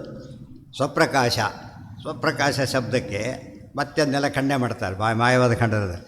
ಸ್ವಪ್ರಕಾಶ ಎಂಬ ವಸ್ತು, ಸ್ವಪ್ರಕಾಶತ್ವ ಬ್ರಹ್ಮನಿ ಬಂತೋ, ಮುಗಿದೋದ ಕಥೆ ಇದೆ. ಮತ್ತೆ ಬ್ರಹ್ಮ ಅವರು ಅವ್ನು ಮಾಯ ಬಿಟ್ಟರೆ ಕೆಟ್ಟ ಅಂತ ಕೊನೆಗೆ ಹೇಳ್ತಾರೆ, ನಾವು ಮಾತಾಡೋದಿಲ್ಲ ಬಿಡಿ ಅಂದ್ಬಿಡ್ತಾರೆ. ಸುಮ್ಮನೆ ಇರ್ತಾರೆ. ಮತ್ತೆ ಯಾಕೆ ಹೇಳಿದರೆ ಮತಪ್ರಸಾರ ಮಾಡಿದ ಜಾತಕ್ಕಾಗಿದ್ದರೆ ಸ್ವಪ್ರಕಾಶತ್ವಂಚ ನಾಮಾನಂ ಅಂತ ಓದಬಾರ್ದು. ಅಮಾನಂ ಸಿದ್ಧ್ಯತಿ. ಮಾನ ಅಂದರೆ ಪ್ರಮಾಣ, ಅಮಾನಂ ಅಂದರೆ ಪ್ರಮಾಣವಿಲ್ಲದೇನೆ ಸ್ವಪ್ರಕಾಶತ್ವ ಹೇಳೋದಕ್ಕೆ ಬರೋದಿಲ್ಲ. ಅದರ ಅರ್ಥ ಏನು ಅಂದರೆ ಬ್ರಹ್ಮ ಸ್ವಪ್ರಕಾಶ. ನಾವು ಸ್ವಪ್ರಕಾಶ ಅಂತ ಹೇಳ್ತೇವೆ, ಪ್ರಮಾಣ ಕೊಡ್ತೇವೆ ಅದಕ್ಕೆ. ನೀವು ಪ್ರಮಾಣ ಕೊಡಾಗಿಲ್ಲ, ಕೊಟ್ಟ ತಕ್ಷಣ ವಾಚ್ಯತ್ವ ಒಂದಿರುತ್ತೆ, ಅದು ಸಮಸ್ಯೆ ಇದೆ. ಆದ್ದರಿಂದ ಸ್ವಪ್ರಕಾಶ ಅಂತ ಅಂದ ತಕ್ಷಣ ಏನಾಯ್ತದು, ಮತ್ತೆ ವಾಚ್ಯ ಆಗೋಯ್ತು. ಅದು ಆಗ್ಕೂಡುದು. ಅವ್ರ ಅರ್ಥ ಹಾಗೆ ಹೇಳೋದು ಹಾಗಲ್ಲ. ಅದಕ್ಕೆ ಅರ್ಥ ಸ್ವಪ್ರಕಾಶ ಅಂದರೆ ಅಪ್ರಕಾಶ ಅಲ್ಲ ಅಂತ ಅರ್ಥ. ಇನ್ನೊಂದು ವಾದ ಶುರು ಮಾಡಿದ್ರು. ಇದು ಬೌದ್ಧರ ಪ್ರವೃತ್ತಿ, ಅನ್ಯಾಪೋಹವಾದ ಅಂತ ಕರೀತಾರೆ. ಅನ್ಯ ಅಪೋಹವಾದ, ಬೇರೆ ಎಲ್ಲದರಿಂದ ಭಿನ್ನವಾದದ್ದು ಬ್ರಹ್ಮ. ಅದು ಎಲ್ಲದರಿಂದ ಭಿನ್ನವಾಗಿರಬೇಕೆ ಅಂತ ಬಂತಲ್ಲ ಅದಕ್ಕೆ. ಇದೆಲ್ಲ ಸಮಸ್ಯೆಗಳು ಇದೆಲ್ಲ ಬಂದಾಗ ಆಚಾರ್ಯಕ್ಕಿಂತ ಮುಂಚೆ ಅದನ್ನ ಅದ್ವೈತ ಎಲ್ಲರೂ ಒಪ್ಪಿದ್ರು ಅಂತ ಏನಲ್ಲ. ಆಗಲೂ ಕೂಡ ಅದ್ವೈತ ಖಂಡನೆ ಮಾಡಿದವರು ಇದ್ದರು. ಆದರೆ ಅವ್ರು ಕೊಟ್ಟ ಖಂಡನೆ ಮಾಡಿದ ರೀತಿ ಹೇಗಿತ್ತು ಅಂದರೆ ಇವ್ರಿಗೆ ಎಸ್ಕೇಪ್ ಆಗಲಿಕ್ಕೆ ಸಾಧ್ಯತೆ ಇತ್ತು. ಇವ್ರು ಬೇರೆ ಟರ್ಮಿನಾಲಜಿ ಅದನ್ನೇನು ಮಾಡಿದ್ರು, ತೆಗೆದುಹಾಕಿಬಿಟ್ರು. ಕೊನೆಗೇನು ಒಪ್ಕೊಳ್ಳೋ ಸ್ಥಿತಿ, ಅದು ಕಾಂಪ್ರಮೈಸ್ ಮಾಡ್ಕೊಳ್ಳೋ ಸ್ಥಿತಿ ಬಂತು. ಆದರೆ ಆಚಾರ್ಯ ಏನು ಮಾಡಿದರು ಅಂದರೆ ಯಾವ ಕಾರಣಕ್ಕೂ ಕೂಡ ಒಂದು ಸ್ಟೇಜಲ್ಲಿ ಎಲ್ಲದೂ ಇಲ್ಲ ಅಂತಿರಲ್ಲ, ಮುಂದಾರು ಒಪ್ಕೊಳ್ಳಿ ಅಂತ ಹೇಳಿದ್ರೆ ಏನಂತಾರಾಗ ಹೋಗ್ಲಿ ಬಿಡು ಅಂತಾರಲ್ಲ, ಆ ರೀತಿ ಎಲ್ಲ ಇದು. ಶಾಸ್ತ್ರ ವಿಚಾರ ಬಂದಾಗ ಏನು ಮಾಡಬೇಕು, ಪ್ರಮಾಣ ಇಲ್ಲದವ್ರು ಎಷ್ಟು ಸತ್ತು ಹೇಳಿದ್ರು ಅಲ್ಲ. ನಾನು 10 ವರ್ಷದಿಂದ ಅಪ್ಲೈ ಮಾಡ್ತಾನೇ ಇದ್ದೇನೆ. ನಾನು BA first rank, medical seat ಕೊಡ್ತಾನೇ ಇಲ್ಲ. 10 ಸರ್ತಿ ಇನ್ನೊಂದು ಎಷ್ಟು ಸರ್ತಿ ಮಾಡಬೇಕು ಅಂತ ಕೇಳ್ತಾರೆ. ಎಷ್ಟು ಸರ್ತಿ ಮಾಡಿದರೂ ಕೊಡೋದಿಲ್ಲ. ಯಾತಕ್ಕೆ? ಎಲಿಜಿಬಿಲಿಟಿನೇ ಇಲ್ಲ. ನೀನು ಅದು ಮಾಡ್ತಾಯಿದ್ರೆ ಎಷ್ಟು ಕೋಟಿ ವರ್ಷ ಆದರೂ ಕೊಡೋ ಸಾಧ್ಯತೆ ಇಲ್ಲ. 10 ಅಟೆಂಪ್ಟ್ ಅಲ್ಲ, ಕೋಟಿ ಅಟೆಂಪ್ಟ್ಗೆ ಕೊಡೋಕ್ಕೆ ಬರೋದಿಲ್ಲ. ಇದು ಅರ್ಥ ಮಾಡಿಕೊಂಡ್ರೆ ಇದು ತುಂಬ ಏನಿದೆ. ಇಷ್ಟು ಹೇಳ್ತಾರೆ ಒಪ್ಪೋದಿಲ್ಲ, ನೋಡಿದರೆ ಅದೊಂದು ಬೇರೆ. ಅವ್ರ ಬಗ್ಗೆ ಇನ್ನೊಬ್ಬರು ಸಾಫ್ಟ್ ಕಾರ್ನರ್ ಆಗ್ತಾರೆ. ಎಷ್ಟು ಹೇಳ್ತಾರೆ ಪಾಪ, ಆದರೂ ಒಪ್ಪೋದಿಲ್ಲ. ಆದರೆ ಎಷ್ಟು ಹಠ ನೀವು ಇದೆ ಅಲ್ಲ, ಹಠ ಅವ್ರದ್ದು, ನಮ್ಮದಲ್ಲ ಹಠ. ನೀವು ಸ್ವಲ್ಪ ಪ್ರಮಾಣ ಒಪ್ಕೊಬಿಟ್ರೆ ಆಗುತ್ತೆ, ಒಪ್ಕೊಟ್ಟ ತಕ್ಷಣ ಮತ್ತೆ ಹೋಗಿಬಿಡೋದು. ಅಂತ ಅವ್ರಿಗೆ ಹೇಳಬೇಕಾದ್ದು, ನಮಗೆಲ್ಲ. ತತ್ತದೇವ ಸ್ವಯಂ ಪ್ರಕಾಶತ್ವಂಚ ತಥೋ ಅತಿರಿಕ್ತಂ ಚೇತ್ ವಿಶೇಷ ಅಂಗೀಕಾರ. ಸ್ವಯಂ ಪ್ರಕಾಶ ಅದಕ್ಕೊಪ್ಕೊಂಡ್ರೆ ನಿರ್ಗುಣತ್ವ ಹೋಯಿತು. ಇಲ್ಲ, ಹಾಗಲ್ಲ. ಸ್ವಪ್ರಕಾಶತ್ವ ಅನ್ನೋ ಬ್ರಹ್ಮನಲ್ಲಿ ಇಲ್ಲ ಅಂದುಬಿಟ್ರೆ ಮತ್ತೆ ಅಪ್ರಕಾಶನೇ ಅನ್ನಲ್ಲ, ಪ್ರಮಾಣ ಇಲ್ಲ ಅಂತ ಆಯ್ತಲ್ಲ. ಇದು ಯಾವ ಆ್ಯಂಗಲಲ್ಲಿ ಉಭಯತಃ ಪಾಶಾರಜ್ಜು ಅಂತ ಕರೀತಾರೆ. ಈ ಕಡೆ ಬಿಚ್ಚಕ್ಕೆ ಹೋದರೆ ಆ ಕಡೆ ಟೈಟ್ ಆಗುತ್ತೆ, ಆ ಕಡೆ ಈ ಕಡೆ ಟೈಟ್ ಆಗುತ್ತೆ. ಎಸ್ಕೇಪ್ ಆಗಲಿಕ್ಕೆ ಬರ್ತಾನೆ ಇಲ್ಲ, ಹಾಗಾಯಿತು. ಸ್ವಪ್ರಕಾಶತ್ವೇ ಸಾಮಾನ್ಯವಾಗಿ ಒಬ್ಬರು ಸಿಗುವ ತಪ್ಸ್ಕೊಂಡು ಹೋಗೋದವ್ರಿಗೆ ಏನು ಮಾಡ್ತಾರೆ, ಎಲ್ಲ ಕಡೆ ಏನು ಮಾಡ್ತಾರೆ, ಕ್ಲೋಸ್ ಮಾಡಿಬಿಡ್ತಾರೆ. ಅವು ಎಲ್ಲೂ ಹೋಗೋಕ್ಕಾಗೋದಿಲ್ಲ. ಅಲ್ಲಿ ಪ್ರಮಾಣಗಳಿಗೆ ಬಾಗಿಲಿದ್ದು ಪ್ರಮಾಣಗಳೆಲ್ಲ ಬಾಗಿಲು ಎಲ್ಲ ಕಡೆ ಕ್ಲೋಸ್ ಮಾಡಿಬಿಟ್ರೆ ಹೋಗ್ಲಿಕ್ಕೆ ಸಾಧ್ಯನೇ ಇಲ್ಲ. ತತ್ಪ್ರಮಾಣಾಭಾವೇ ಪರಪ್ರಕಾಶತ್ವ ಮಾತ್ರ ನಿರಾಸೆ ಸ್ವಯಂಪ್ರಕಾಶತ್ವೇ ಪ್ರಮಾಣಾಭಾವಾತ್ ಅಪ್ರಕಾಶತ್ವಮೇವ ಸ್ಯಾತ್. ಅದು ಹೇಗೆ ಅಂದರೆ ಸ್ವಪ್ರಕಾಶ ಶಬ್ದಕ್ಕೆ ಅರ್ಥ ಏನು ಗೊತ್ತಾ ಅಂತಾರೆ. ಮತ್ತೆ ಅದು ಪರಪ್ರಕಾಶ ಅಲ್ಲ ಅಂತ ಅಷ್ಟೇ ಅರ್ಥ, ಸ್ವಪ್ರಕಾಶ ಅಂತ ಅರ್ಥ ಅಲ್ಲ. ಪರಪ್ರಕಾಶದಿಂದ ಬರೋದಲ್ಲ ಅಂತ ಅರ್ಥ ಅಲ್ಲ. ಪರನೇ ಇಲ್ಲ, ಪರಪ್ರಕಾಶ ಇಲ್ಲದೆ ಬರಬೇಕು. ಇವತ್ತು ಪರ ಒಪ್ಕೋತಿ ಹಾಗಿದ್ದರೆ ಪರನೇ ಇಲ್ಲ, ಹೋಗಲಿ. ಸ್ವಪ್ರಕಾಶತ್ವ ಎಲ್ಲಿಂದ ಬರಬೇಕು, ಯಾರಿಗೆ ಬರಬೇಕು, ಹೋಗಲಿ. ಯಾರಿಗೆ ಪ್ರಕಾಶ ಆಗಬೇಕು ಬ್ರಹ್ಮ, ಇನ್ನೊಂದು ಪದಾರ್ಥನೇ ಇಲ್ಲ. ಅವನಿಗೆ ಪ್ರಕಾಶ ತೊಗೊಂಡು ಏನು ಮಾಡಬೇಕು ಈ ಮಧ್ಯೆ, ಅರ್ಥ ಆಯ್ತಾ? ಪ್ರಕಾಶ ಬರಲಿಕ್ಕೆ ಒಂದು ಪ್ರಮಾಣ ಬೇಕಲ್ಲ. ಪ್ರಕಾಶತ್ವ ಮಾತ್ರ ನಿರಾಸೆ ಸ್ವಪ್ರಕಾಶತ್ವ. ಹಾಗಿರೋ ಪರಪ್ರಕಾಶತ್ವ ಇಲ್ಲ ಅಂಥೇಳಿ ಸ್ವಪ್ರಕಾಶತ್ವ ಆಯಿತು. ಅಲ್ಲ ಬೇರೆ ಅಂತ ಪ್ರಮಾಣ ಕೊಡು ಹಾಗಿತ್ತು. ಸ್ವಪ್ರಕಾಶತ್ವ ಅಂದರೆ ಪರಪ್ರಕಾಶತ್ವ ಅಷ್ಟೇ, ಸ್ವಪ್ರಕಾಶತ್ವ ಅಲ್ಲ ಅಂತ ಹೇಳ್ತಾ ಆಧಾರ ಕೊಡು. ಎಲ್ಲರಿಗೂ ಗೊತ್ತಿರೋ ಅರ್ಥ ಏನು? ಬೆಳಕಿಲ್ಲ ಅಂದರೆ ಏನರ್ಥ? ಕತ್ಲೆ ಇದೆ. ಕತ್ಲೆ ಇಲ್ಲ ಅಂದರೆ ಬೆಳಕಿದೆ. ಅದನ್ನು ನಾವು ಹೇಳಿದ್ದೇವೆ. ಈಗ ನೀ ಅಲ್ಲ ಅಂತ ಹೇಳ್ಕೊಂಡು ದೇವ್ರ ಬಗ್ಗೆ ನಾವು ಮಾತಾಡ್ತೀವಿ, ಅವಾಗೇನು ಕೊಡ್ತೀವಿ ಪ್ರಮಾಣನ? ದೇವ್ರ ಬಗ್ಗೆ ಎಲ್ಲ ಆಪೋಸಿಟ್ಸು ಹೇಳ್ಬಿಡ್ತೇವೆ ನಾವು. ಬರೀ ಪಾಸಿಟಿವ್ ಆಪೋಸಿಟ್ಸು ಹೇಳ್ಬಿಡ್ತೇವೆ. ದೋಷ ಏನಿಲ್ಲ. ಯಾತಕ್ಕಿಲ್ಲ ಅಂದರೆ ಅದು ವಿಶಿಷ್ಟ ಗುಣ ಆಯಿತು, ವಿಚಿತ್ರ ಸಾಮರ್ಥ್ಯ ಬಂತೆ ಹೊರತು ಇದು ಹಾಗಲ್ಲ.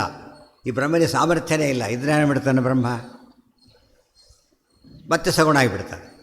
ಮತ್ತು ಸಾಮರ್ಥ್ಯ ಇರಬಾರ್ದು, ವಾಚ್ಯತ್ವ ಇರಬಾರ್ದು. ಅದು ಶೂನ್ಯಕ್ಕೆ ಅದಕ್ಕೆ ಯಾವ್ಯಾವ ರೀತಿಯಲ್ಲೂ ವ್ಯತ್ಯಾಸ ಹೇಳಕ್ಕೆ ಬರೋದಿಲ್ಲ. ಇದೇ ಹೇಳ್ತಿರೋದು. ಪರಪ್ರಕಾಶ ಅಲ್ಲ ಅಂತ ಅರ್ಥ. ಪರಪ್ರಕಾಶ ಅಲ್ಲ ಅಂತ ಅರ್ಥ ಅಂದರೆ ಸ್ವಪ್ರಕಾಶ ಶಬ್ದಕ್ಕೆ ಅರ್ಥ ಏನು? ಪರಪ್ರಕಾಶ ಅಲ್ಲ, ಸ್ವಪ್ರಕಾಶ ಆಗಲೇಬೇಕದು. ಸ್ವಪ್ರಕಾಶ ಆಗಲೇಬೇಕು. ಅದು ಆಗಲ್ಲ, ಅದು ಅರ್ಥ ಬೇರೆ ಅಂತ. ಆ ಸ್ಟೇಜ್ ಇಲ್ಲ ಯಾವ ಶಾಸ್ತ್ರದಲ್ಲೂ ಕೂಡ. ಏನಿಲ್ಲ, ಈ ರೀತಿ ಪದಾರ್ಥ ಇಲ್ಲ. ಇವತ್ತು ಹೇಳಿದ್ರೆ ಎಸ್ ಆರ್ ನೋ, ಮಧ್ಯೆ ಏನಿಲ್ಲ. ಆ ರೀತಿ ಕೋರ್ಟಲ್ಲಿ ಪ್ರಶ್ನೆ ಕೇಳಬಾರ್ದು, ಹಾಗಾಗಿಬಿಡೋದು. ಹಾಗೆಲ್ಲ ಕೇಳಬೇಡಿ ನೀವು ಅಂತ ಹೇಳಿ. ನೋಡಿ, ಇವ್ರ ಪ್ರಕಾರ ಕೇಳಬಾರ್ದು, ಅದನ್ನು ಕೇಳ್ಕೊಡ್ದು ನೀವು. ಅಂತ ಹೇಳೋಕ್ಕೆ ಬರೋದಿಲ್ಲ. ಅದೇ ಯಾವ ಪರ ಅಂತ ಮತ್ತೆ ಪ್ರಶ್ನೆ ಶುರುವಾಗುತ್ತೆ. ಪರ ಇಲ್ಲ, ಫಸ್ಟ್ ಸಮಸ್ಯೆ ಇರೋದು ಪರನೇ ಇಲ್ಲ ಅಲ್ಲಿ. ಫಸ್ಟ್ ಪರಪ್ರಕಾಶ ಅಲ್ಲ ಅಂತ ಹೇಳೋದಕ್ಕೆ ಪರ ಇದ್ರೆ ತಾನೇ ಪ್ರಶ್ನೆ ಬರೋದು. ಅಂದರೆ ಪರ ಇಲ್ಲ ಅಂದಮೇಲೆ ಪ್ರಶ್ನೆನೇ ಬರಲಿಲ್ಲ. ಇನ್ನು ಸ್ವಪ್ರಕಾಶ ಅಲ್ಲ, ಸ್ವಾನೂ ಇಲ್ಲ, ಪ್ರಕಾಶನೂ ಇಲ್ಲ. ಒಂದು ಪ್ರಕಾಶ ಇದೆಯಾ ಹೋಗಲಿ, ಹೇಳಕ್ಕೆ ಬರೋದಿಲ್ಲ, ಹಾಳಾಗೋಗಲಿ. ಇದೆಯಾ, ಇದೆ ಅಂದರೆ ಏನಾಯ್ತು ಈಗ? ಗುಣ ಬಂತು ಅದಕ್ಕೆ. ಪ್ರಕಾಶ ಇರಬೇಕೇನೋ ಗುಣ ಬಂತು ಅದಕ್ಕೆ. ಇದೆಲ್ಲ ಸಮಸ್ಯೆಗಳಿದೆ. ಈ ದೀಪ ಸ್ವಪ್ರಕಾಶ ಅಂತ ಹೇಳ್ತೇವೆ ನಾವು. ಅರ್ಥ ಏನದಕ್ಕೆ? ದೀಪ ನೋಡೋಕ್ಕೆ ಇನ್ನೊಂದು ದೀಪ ಬೇಕಾಗಿಲ್ಲ ಅಂತ ಅರ್ಥ. ಆದರೆ ದೀಪ ನೋಡೋಕ್ಕೆ ಇನ್ನೊಂದು ಬೇಕಾಗಿಲ್ಲ ಅಂತ ಅರ್ಥ ಅಂದರೆ ಪ್ರಕಾಶ ಇದೆ ಅಂತ ಅರ್ಥ ಅಲ್ಲ, ಇನ್ನೊಂದು ದೀಪ ಬೇಕಾಗಿಲ್ಲ ಅಂತ ಅಷ್ಟೇ ಅರ್ಥ. ಅದು ಇಲ್ಲದ ನೋಡೋದು ಪ್ರಕಾಶ. ಇನ್ನೂ ಅದು ಆ ಪ್ರಶ್ನೆ ಯಾವುದಕ್ಕೆ ಬರುತ್ತೆ? ಇಲ್ಲದಕ್ಕೆ ಅವೆಲ್ಲ ಹೇಳೋದು. ಬ್ರಹ್ಮ ಇಲ್ಲ ಅಂತ ಆಯ್ತೆ ಹೊರತು ಇದ್ದಾನೆ ಅಂತ ಆಗಲೇ ಇಲ್ಲ. ತತ್ ಪ್ರಮಾಣಾಭಾವೇ ಪರಪ್ರಕಾಶತ್ವ ಮಾತ್ರ ನಿರಾಸೆ ಸ್ವಪ್ರಕಾಶತ್ವೇ ಪ್ರಮಾಣಾಭಾವಾತ್ ಅಪ್ರಕಾಶತ್ವಮೇವ ಸ್ಯಾತ್. ಬರೀ ಅಪ್ರಕಾಶತ್ವನೇ ಬಂತು. ಬ್ರಹ್ಮ ಡಾರ್ಕ್ ಆಗಿಬಿಟ್ಟ ಕೊನೆಗೆ. ಅರ್ಥತಃ ಸಿದ್ಧಿರರ್ಥಾಪತ್ತಿ ಪ್ರತ್ಯ ಸಿದ್ಧಿ ತತ್ ಪ್ರಮಾಣತಃ ಸಿದ್ಧಿರ್ವ. ನೋಡಿ, ನಾವೇನು ಮಾಡ್ತೀವಿ ಅಂದರೆ ಈಗ ಅರ್ಥಾಪತ್ತಿಯಿಂದ ಸಿದ್ಧ ಮಾಡ್ತೇವೆ. ಅರ್ಥಾಪತ್ತಿ ಅಂತ ಹೇಳಿದೆ ಹಿಂದೆ. ಮಧ್ಯಾಹ್ನ ಊಟ ಮಾಡೋದಿಲ್ಲ ಅಂದರೆ ರಾತ್ರಿ ಊಟ ಮಾಡ್ತಾನೆ ದಪ್ಪ ಇರೋದರಿಂದ ಅಂತ ಹೇಳ್ತೀವೋ ಇಲ್ಲೋ? ಏನು ಅರ್ಥಾಪತ್ತಿ ಕೊಡ್ತೀವಿ ಕೊಡಿ. ಈಗ ಅರ್ಥತ ಸಿದ್ಧಿ ರೀತಿ ಅರ್ಥ ಅವರಿಗೆ ನೋಡಿ ಆಗಮ ಹೇಳ್ತಾ ಇದೆ, ಅವನು ಅವಾಚ್ಯ ಅಂತೇಳಿ ಏನೋ ಒಂದು ಕಾರಣ ಕೊಡ್ತಾನೆ. ಮತ್ತು ಇಲ್ಲಿ ಹೇಳ್ತಾ ಇದ್ದಾರೆ ಪ್ರಕಾಶ ಅಂತೇಳಿ. ಅದಕ್ಕೆ ನೀವು ವಾದ ಒಪ್ತೇವೆ ಅಂತ ಕೇಳಿದರೆ ಒಪ್ಲಕ್ಕೆ ಬರೋದಿಲ್ಲ.